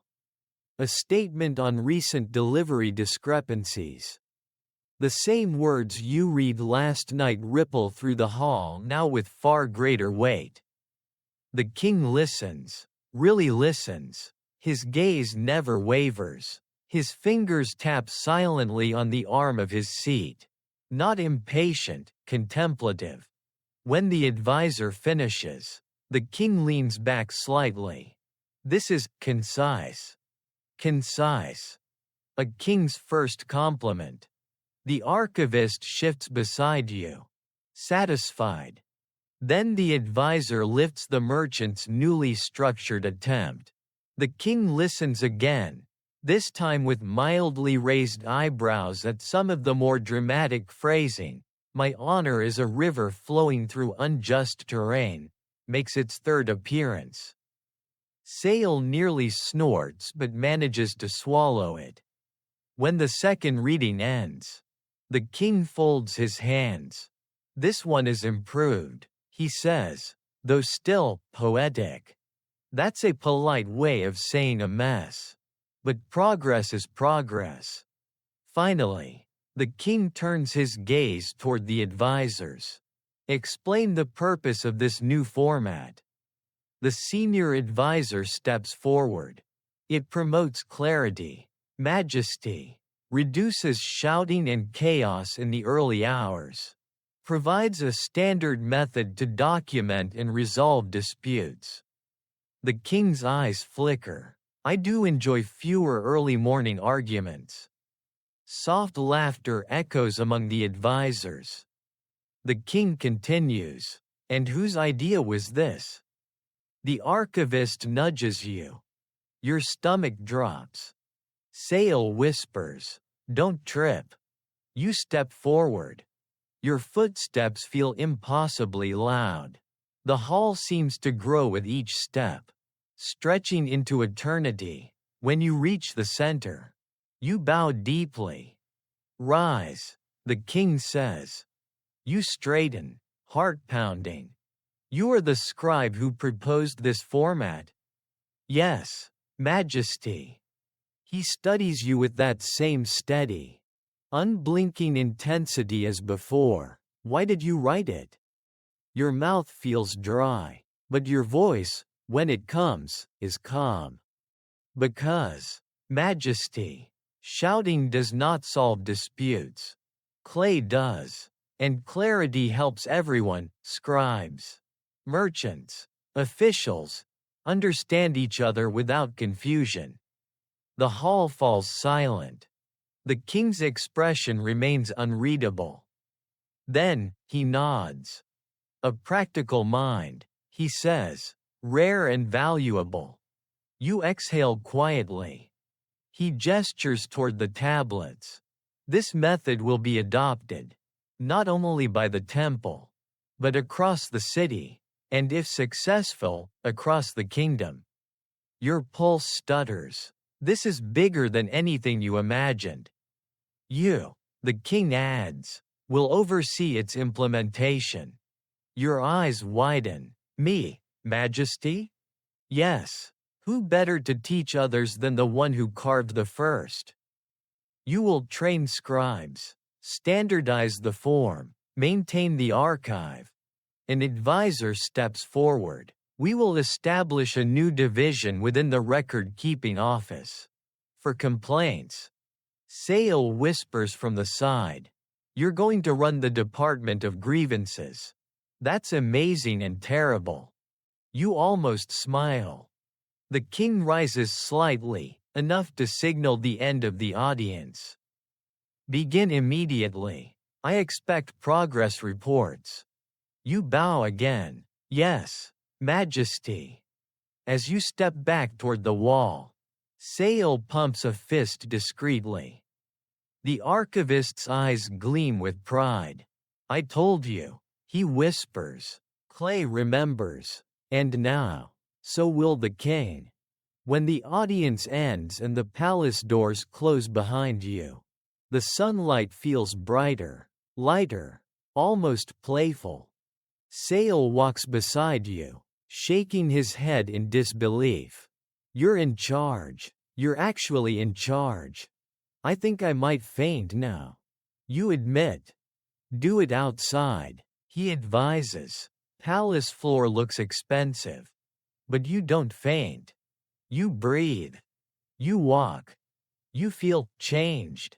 You're no longer just a tired scribe drowning in chaotic ledgers. You're the architect of something new. A movement of calm in a world addicted to disorder. A voice carved into clay. And as the city begins another ordinary day, vendors shouting, goats complaining, the river humming in its slow eternal rhythm, you feel something extraordinary rising quietly beneath it all. A new way of speaking. A new way of settling conflicts. A new path for scribes. And you started it. You return to the scribe house with a new kind of weight on your shoulders, one made not of dread but of responsibility. The morning sun is now bright, warm, and full of promise, but you barely notice it. Your mind is already shaping tasks, planning structures, imagining shelves filled with neatly organized tablets instead of the usual chaotic piles that resemble geological accidents. Sale walks beside you like an overexcited shadow. Head of the complaint archive, he announces dramatically, hero of clarity, savior of mornings everywhere. How does it feel? Overwhelming, you say. Good, he replies. If it felt easy, I'd worry. The scribe house comes into view. Buzzing with activity, scribes gather at the entrance, whispering, pointing, straightening their robes as if preparing to meet a visiting dignitary. You sigh. Oh no. Oh yes. Sale whispers as he opens the door. The room falls silent. 24 eyes snap toward you. Then, like a wave, every scribe stands. The sudden movement sends a faint puff of dust into the air. It feels ceremonial, reverent, unnecessary. One junior scribe steps forward awkwardly and mumbles, "Congratulations, sir?" You nearly choke. "Please don't call me that." The archivist appears behind you. Perfectly timed as always. They're honoring your accomplishment, he says. Let them. You lower your voice. By standing up every time I enter? He shrugs. Respect is a strange thing. Enjoy it while it lasts. Sale adds, it won't last long once they realize you're going to give them actual work. You glare at him. He's not wrong. With an encouraging nod from the archivist, you step into the center of the room. Everyone, please sit. I'm still me. Nothing has changed except, well, a few responsibilities. A scribe in the back mutters. A few? You're basically inventing a new branch of bureaucracy. You clear your throat. Yes, but hopefully a more functional one. That earns a ripple of approving murmurs. You motion toward a cleared space at the front of the room where your original structured complaint tablet sits on display like a ceremonial artifact. This, you say, is the model. The king approved it. The temple will adopt it. And soon, it will be used throughout the city. Several scribes lean closer, studying the carvings as though seeing them for the first time. Your voice remains steady, calm, even soothing in that soft ASMR way you've grown comfortable with. We're going to create a dedicated archive for complaint tablets, organized by date, by issue, and by involved parties. This will help prevent confusion, reduce disputes, and you allow yourself a tiny smile. Hopefully decrease the number of dawn arguments we endure. A few chuckles ripple through the room. Another scribe raises a tentative hand. So, how do we begin? You inhale deeply. This moment, this question, is the pivot point. The turning of a page in a book that didn't exist until you carved it. We start, you say, lifting a fresh clay slab from the table. By learning the format. Sale stands beside you, holding a stylus like an assistant presenting a ceremonial sword. You gesture to the clay. First line, the statement of purpose. You carve it slowly, letting the stylus glide smoothly into the soft surface. Second, the description of the issue. More wedge strokes. Third, evidence or details. You write with practiced rhythm. Fourth, the requested resolution. And finally, a closing line to ensure clarity of intent. You step back. The scribes lean in, studying your strokes, absorbing the logic. They begin to murmur among themselves. Excitement building. We can teach this, one says. We can replicate the shelves. Another adds. This will help farmers too. Someone else murmurs. And traders. The archivist steps forward. You see, this is not merely a tablet. It is a framework. You nod. A framework born from frustration. Refined in silence. Sharpened by necessity. And now, embraced by those who once saw you as just another tired scribe. You spend the next hours teaching every detail, how deep to press the stylus, how to phrase calmly, how to avoid accidental insults, dim with incompetence, is banned unless used philosophically, and how to store tablets safely to avoid cracking. By midday, the room is filled with fresh structured complaints, practice pieces. Some excellent, some mediocre, some containing accidental poetry. A young scribe reads his draft aloud. A statement regarding missing donkeys. Everyone nods solemnly. Missing donkeys are a daily tragedy. I request their return, or at least proof they were returned, or a detailed explanation of their refusal to return. Sale mutters, I'd watch a play about this. As the day continues, something remarkable happens. Scribes begin helping one another. Laughing. Collaborating. Organizing. The format is catching. Spreading. Becoming more than yours alone. The archivist calls you aside. You've started a workflow that may outlive all of us.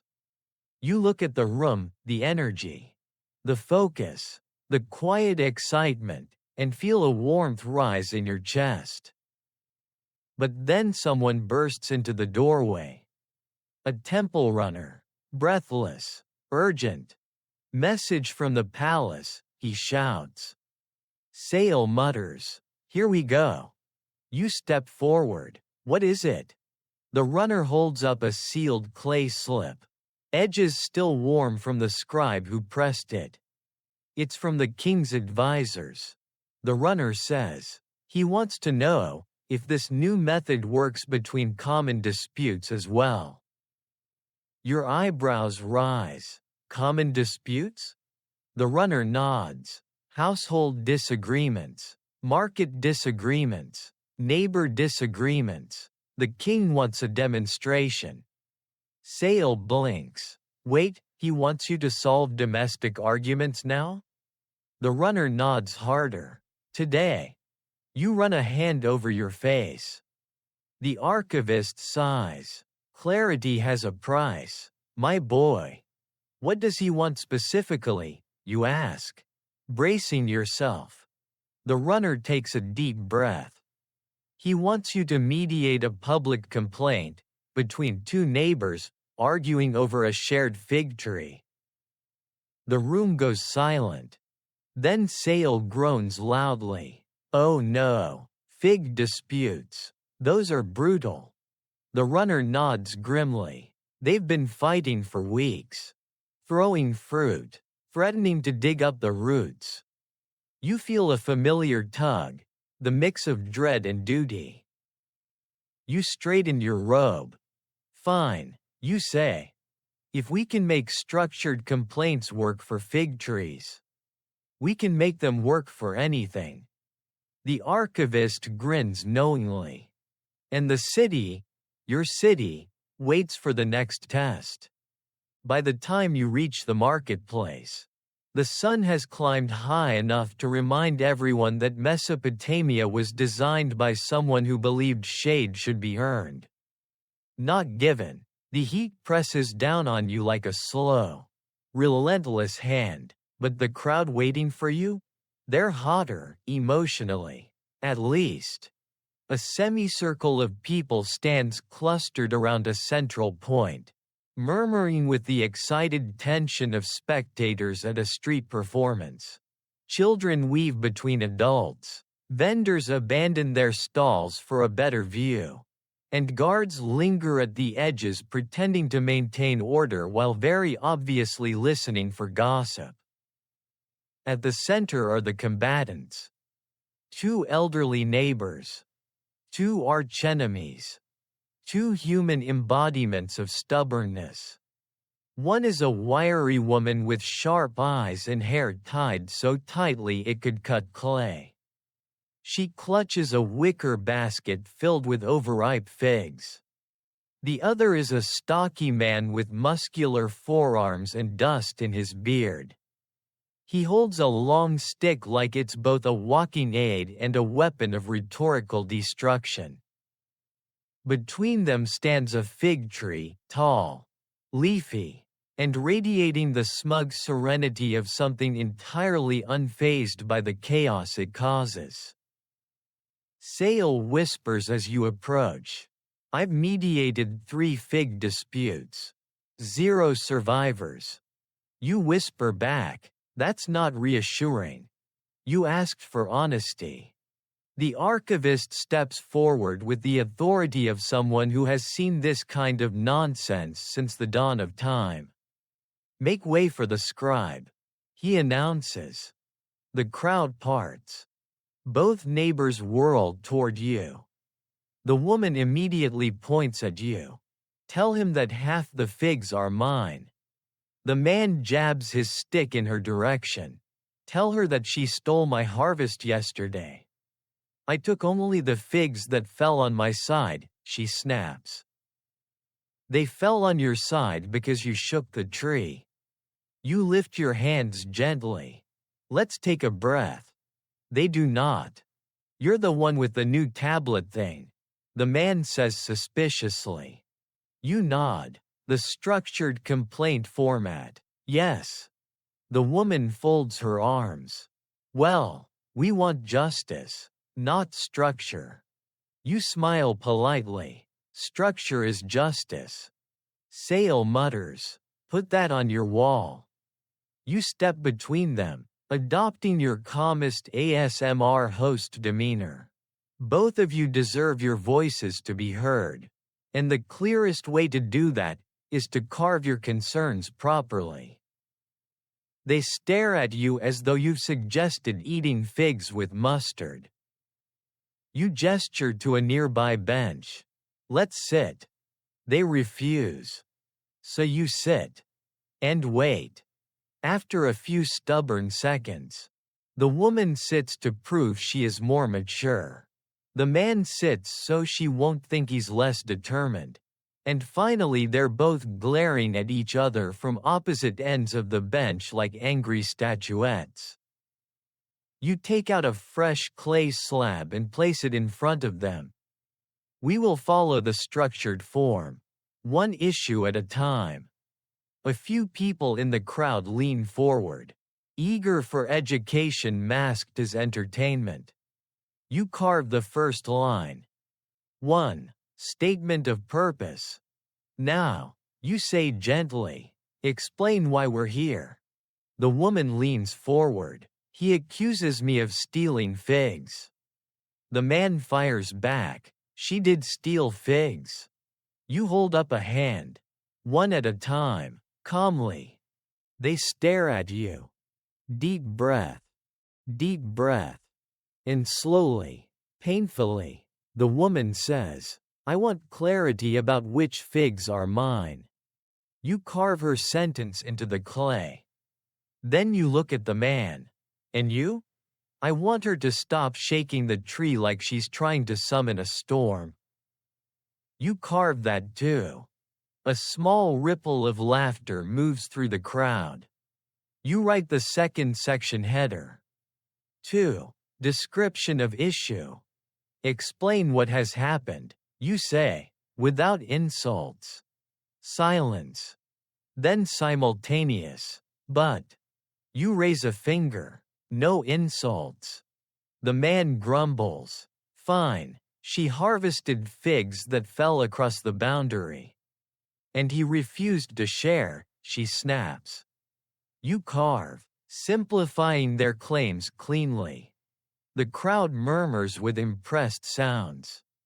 You add the next header. 3. Evidence. You gesture. Please show me the evidence.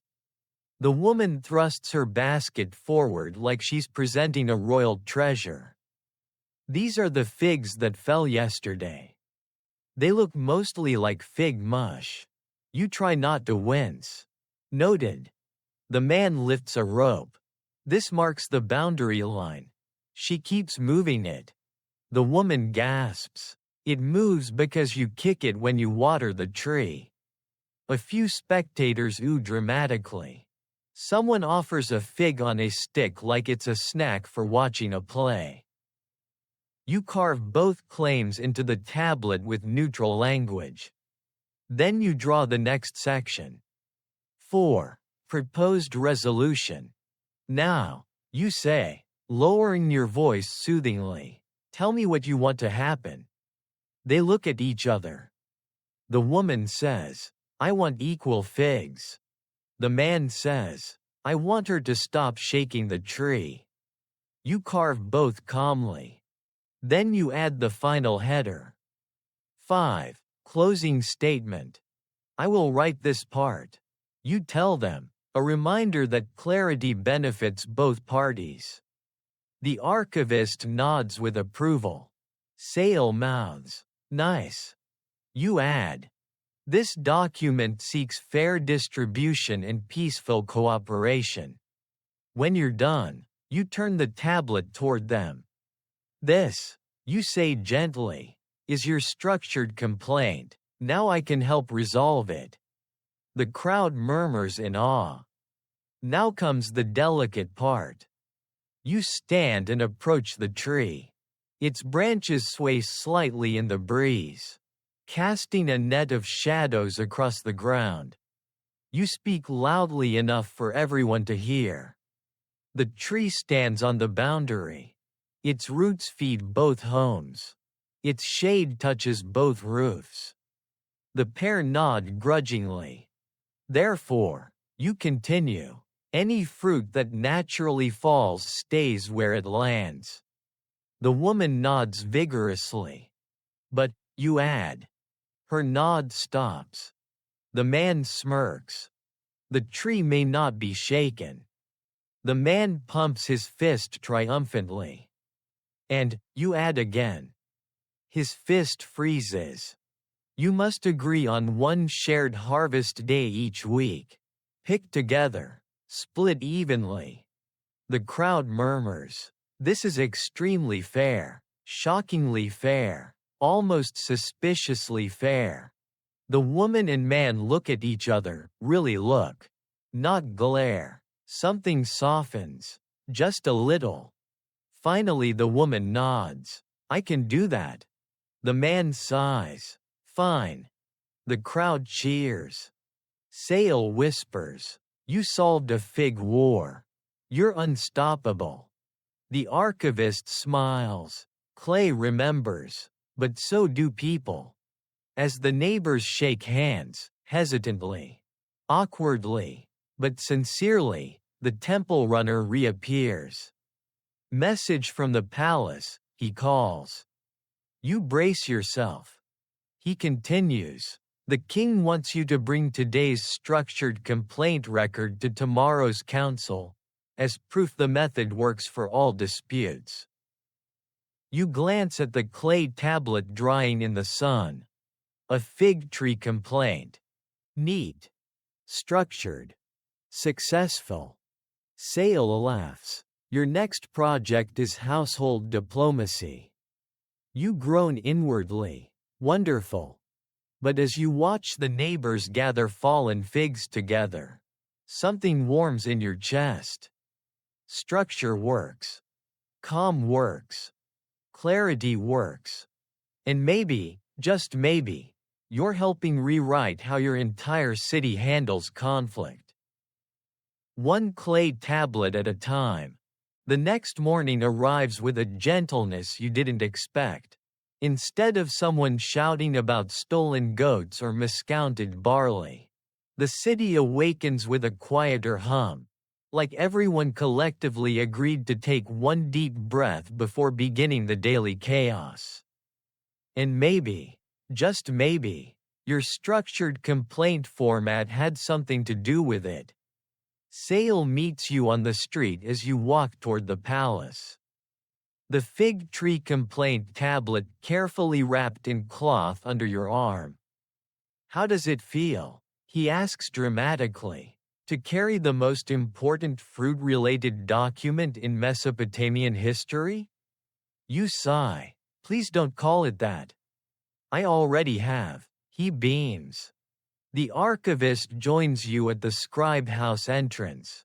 Leaning on his stick, I hear there were no shouting matches at dawn today.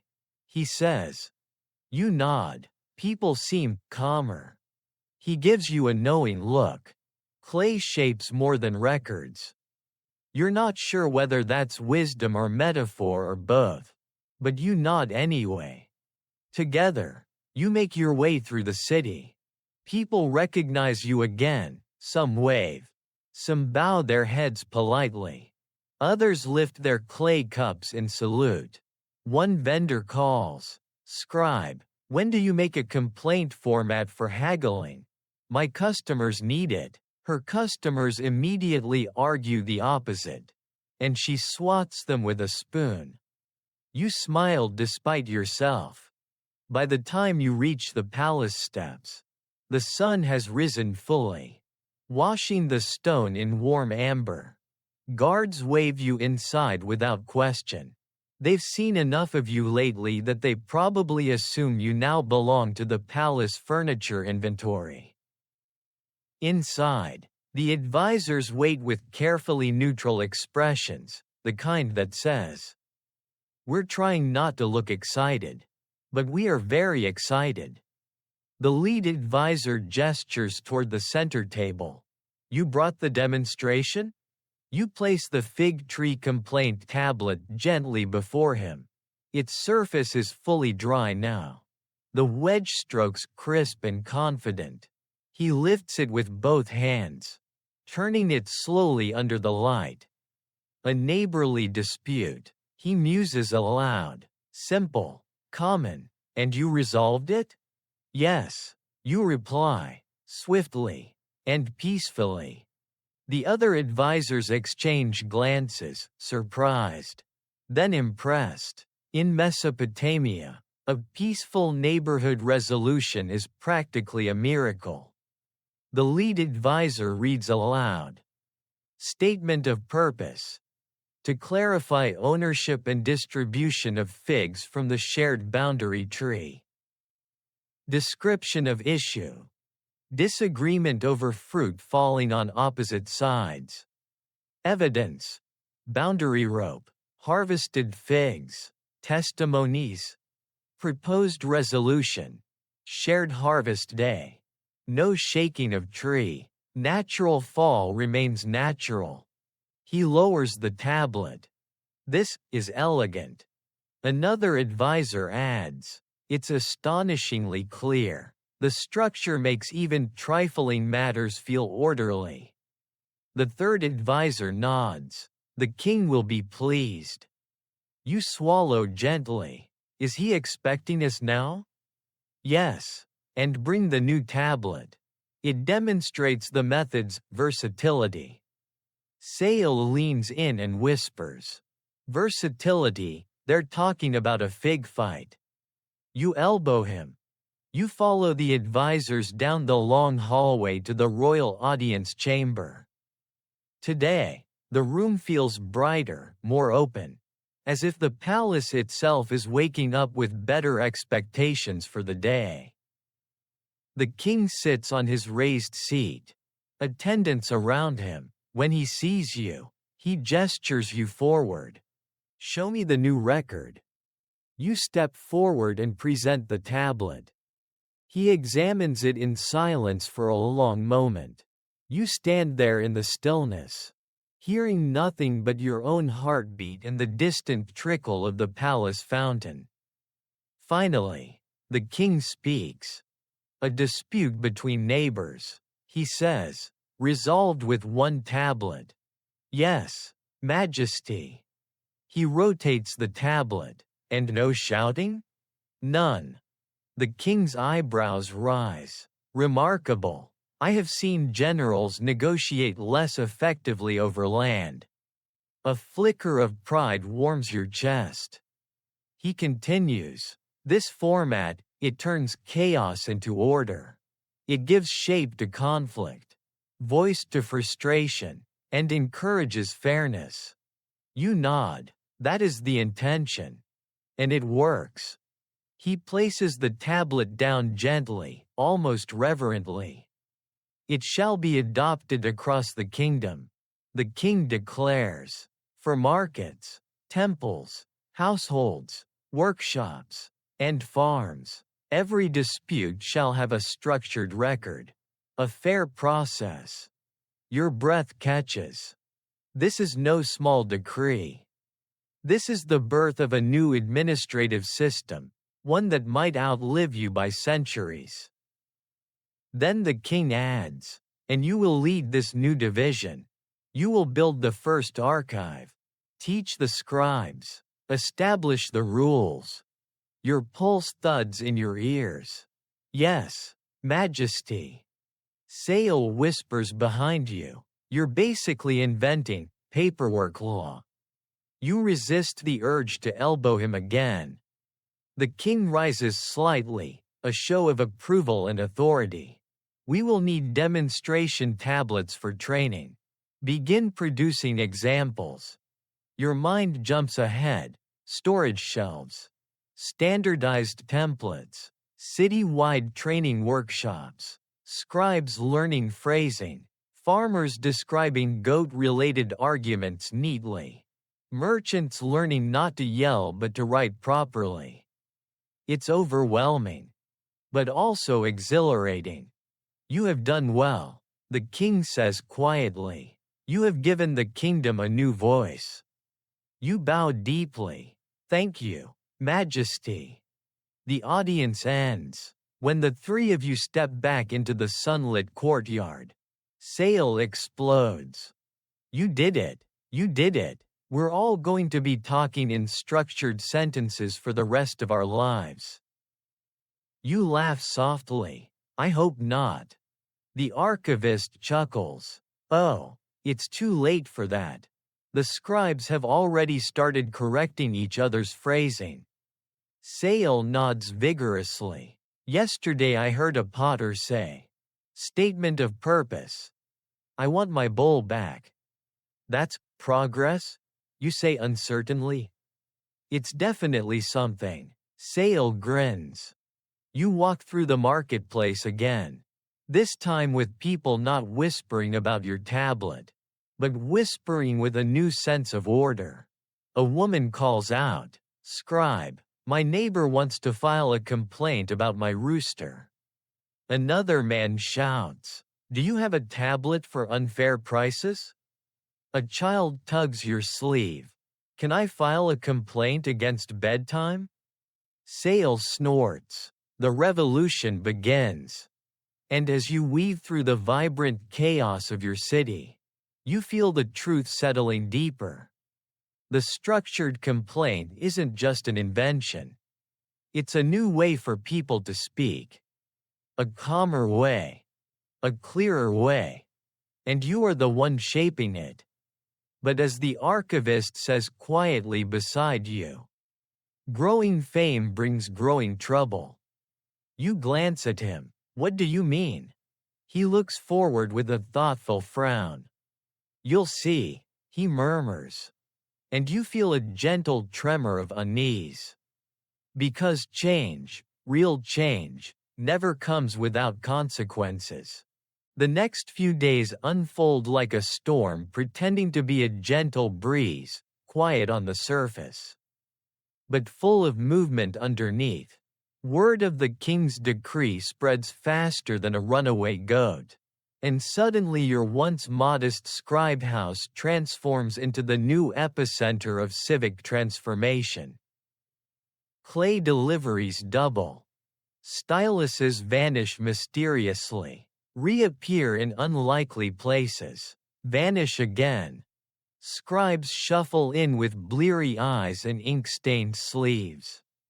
Temple officials hover like concerned birds, offering suggestions that sound suspiciously like orders. By the fourth day, the sight of you triggers immediate reaction. If you enter a room, someone stands. If you speak, someone takes notes. If you sigh, 3 apprentices rush in with fresh clay. Sale leans against a post beside you, arms crossed, wearing an expression of disbelief dipped in amusement. You realize, he says, that you've turned scribes into celebrities? I saw 2 arguing over whose wedge angles were more aesthetically balanced. You pinch the bridge of your nose. This wasn't my intention. Welcome to leadership. Sale grins. Your intentions no longer matter. You groan softly, but your heart isn't in the complaint. Because the truth is, everything does feel different now. Better, in some ways. More organized. More hopeful. More alive. But also heavier. Because the archivist was right. Growing fame invites growing trouble. And the trouble begins as a whisper. Then a grumble.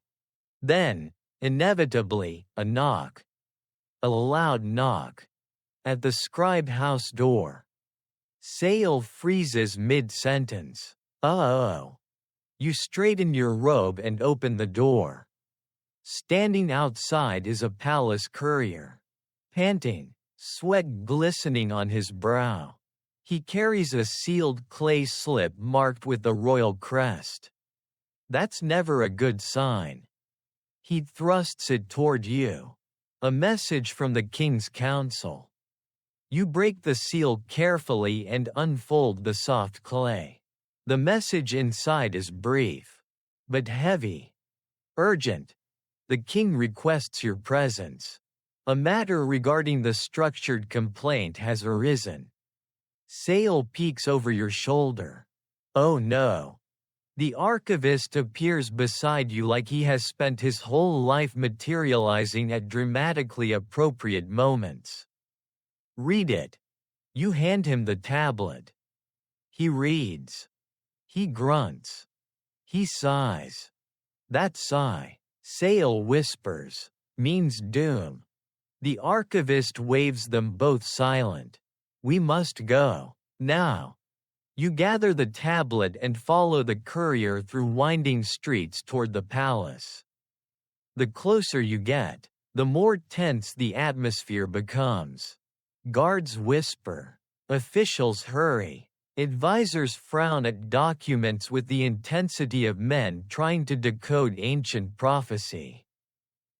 At last, you're led to the royal audience chamber. The king is already seated. And he is not smiling. In front of him lies a clay tablet that looks different from yours. The stylus marks are sharp, chaotic, angry, like someone carved their emotions directly into the clay at high speed. The king gestures toward it. Do you recognize this? You approach cautiously. One glance tells you what it is. A structured complaint. But weaponized. You clear your throat. Majesty, who wrote this? A noble. The king replies. Tone flat. One who believes your format gives him license to criticize the palace itself. Sale mutters under his breath. Oh no. You read the tablet more closely. It is impeccably structured, evidence. Issue. Resolution. Closure, but the content? The noble accuses palace administrators of unjust taxation metrics. Irrational scheduling of grain deliveries, and one particularly colorful line about stagnant process flows that would make even Sale blush. You exhale. Majesty. This is not what the format was intended for. But it can be used this way. The king counters. The archivist steps forward. Majesty. Tools are not responsible for their misuse. The king raises an eyebrow. But laws are. Silence spreads through the room like dye seeping into fabric. If people now believe they can challenge the crown with structured clay. The king continues. Then what you've created is more than a method. It is a weapon. You swallow hard. Majesty. With respect, order is not rebellion. Sometimes, the king says quietly, they are the same. He stands. His shadow stretches across the floor like a long, dark river. Your format brings clarity. That is good. It brings fairness. Also good. His voice hardens. But it also gives people a way to document their grievances precisely. Which means they may now expect those grievances to be addressed. You choose your next words carefully. Is that not the purpose? He studies you, in principle, but a kingdom cannot function if everyone believes their complaints demand immediate royal attention. A ripple of unease travels through your spine. He steps closer. I need you to contain this. The structured format must not disrupt authority. It must not enable defiance. Sale whispers at your side. Translation. Fix the noble problem or we're all fired. You bow your head slightly. What must I do, Majesty? The king gestures to the chaotic tablet. Rewrite this, not to hide the grievance, but to frame it correctly. Calmly, respectfully, within boundaries that honor the crown. You blink. You want me to rewrite a noble's complaint? Yes, the king says. I want you to demonstrate restraint within structure. And what then? You ask. Then, he replies, you will create guidelines. Guidelines. Structure for the structure. A set of rules to ensure the method cannot be used to incite rebellion, or to overwhelm the palace with endless demands. Your pulse quickens. This is bigger than a complaint. Bigger than a fig tree dispute. Bigger than anything you've handled so far. This is about the stability of the entire kingdom. You bow slowly. I will do it. The king nods. Good.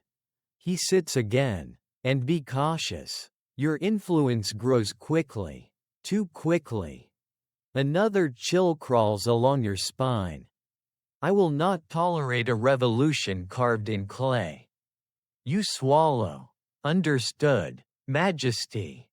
The audience ends.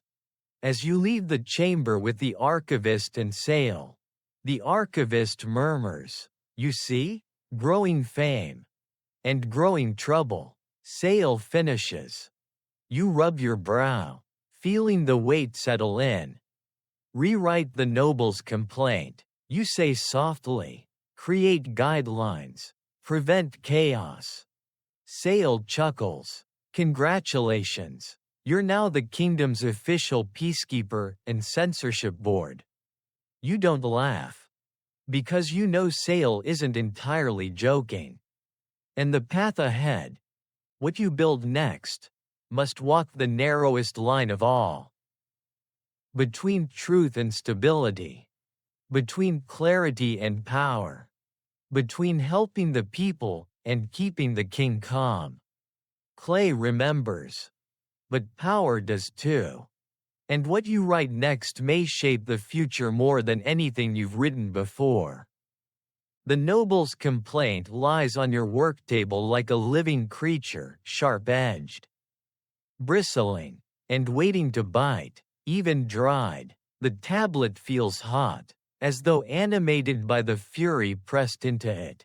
You run your fingers lightly across the markings. The strokes are deep, aggressive, and uneven. They practically vibrate with indignation. Sale peers over your shoulder. He carved this with anger.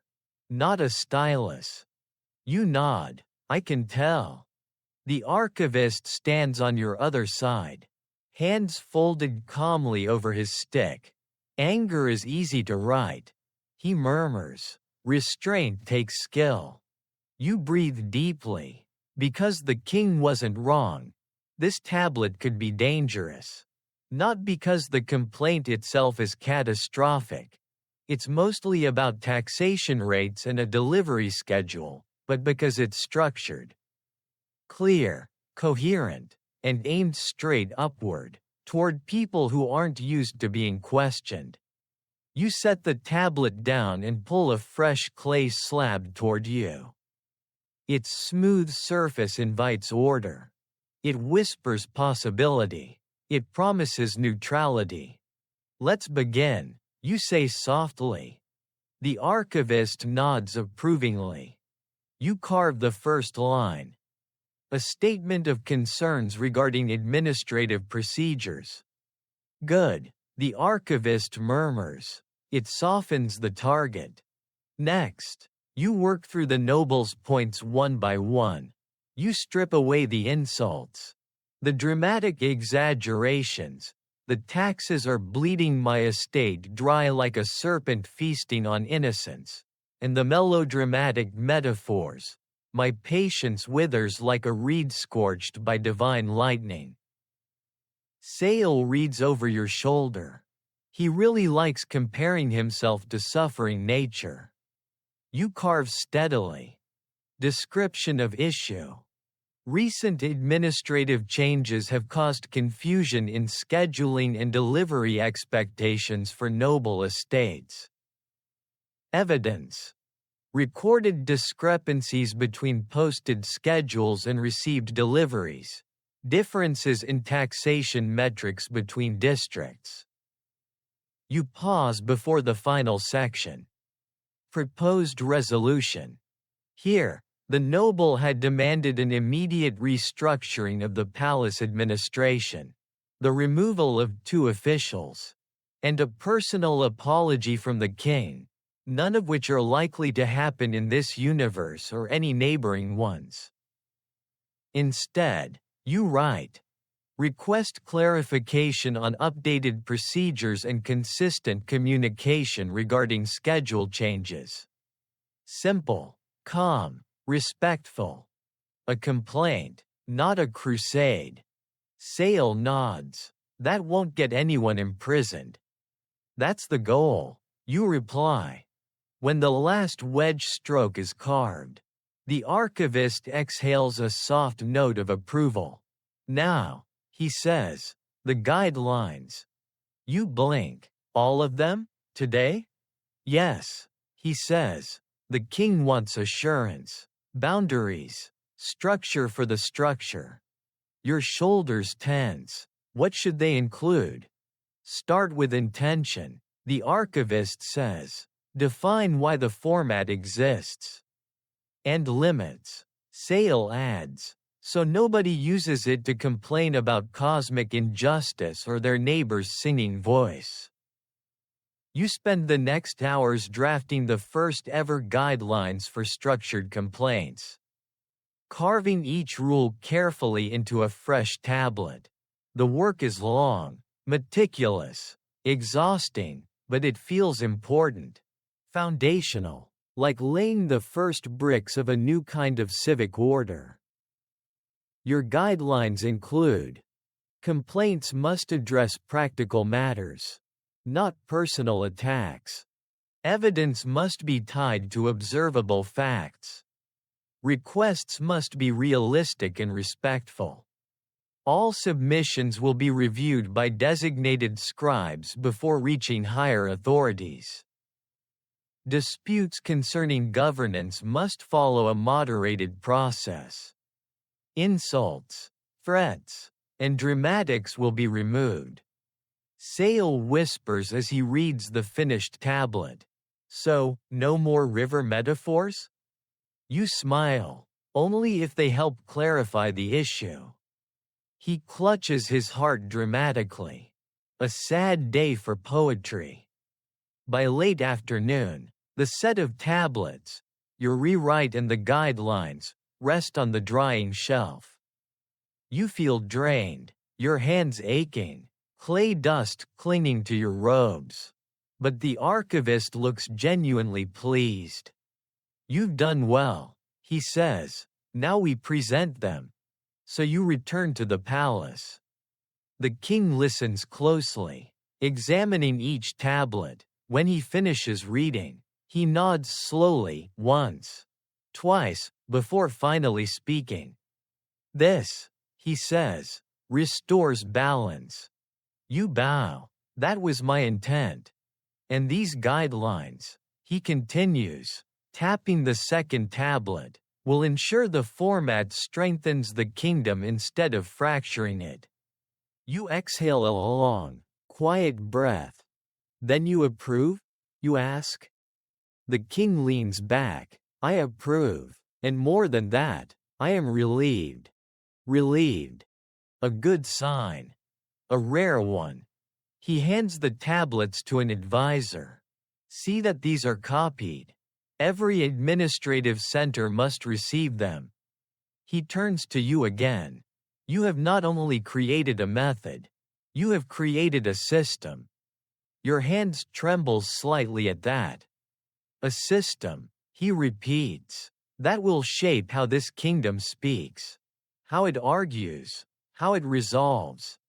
You bow deeply. Thank you, Majesty. The audience ends. Outside, the archivist rests a warm hand on your shoulder. You've done it, he says quietly.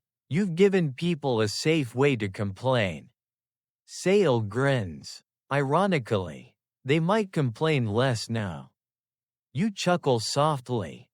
The sun begins to set, washing the city in red gold light. You stand at the top of the palace steps, watching the shadows lengthen across the market, watching people trade, talk, laugh, argue less loudly than usual. And you feel something settle inside you. Something quiet. Something sure. You didn't mean to start a movement.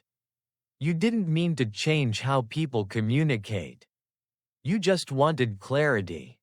But sometimes clarity is the beginning of transformation. You stand there for a long moment, letting the dusk wrap around you like a soft woven blanket. And you think, clay remembers. People do too. And now, because of you, they'll remember in structured lines. End of script. Sweet dreams.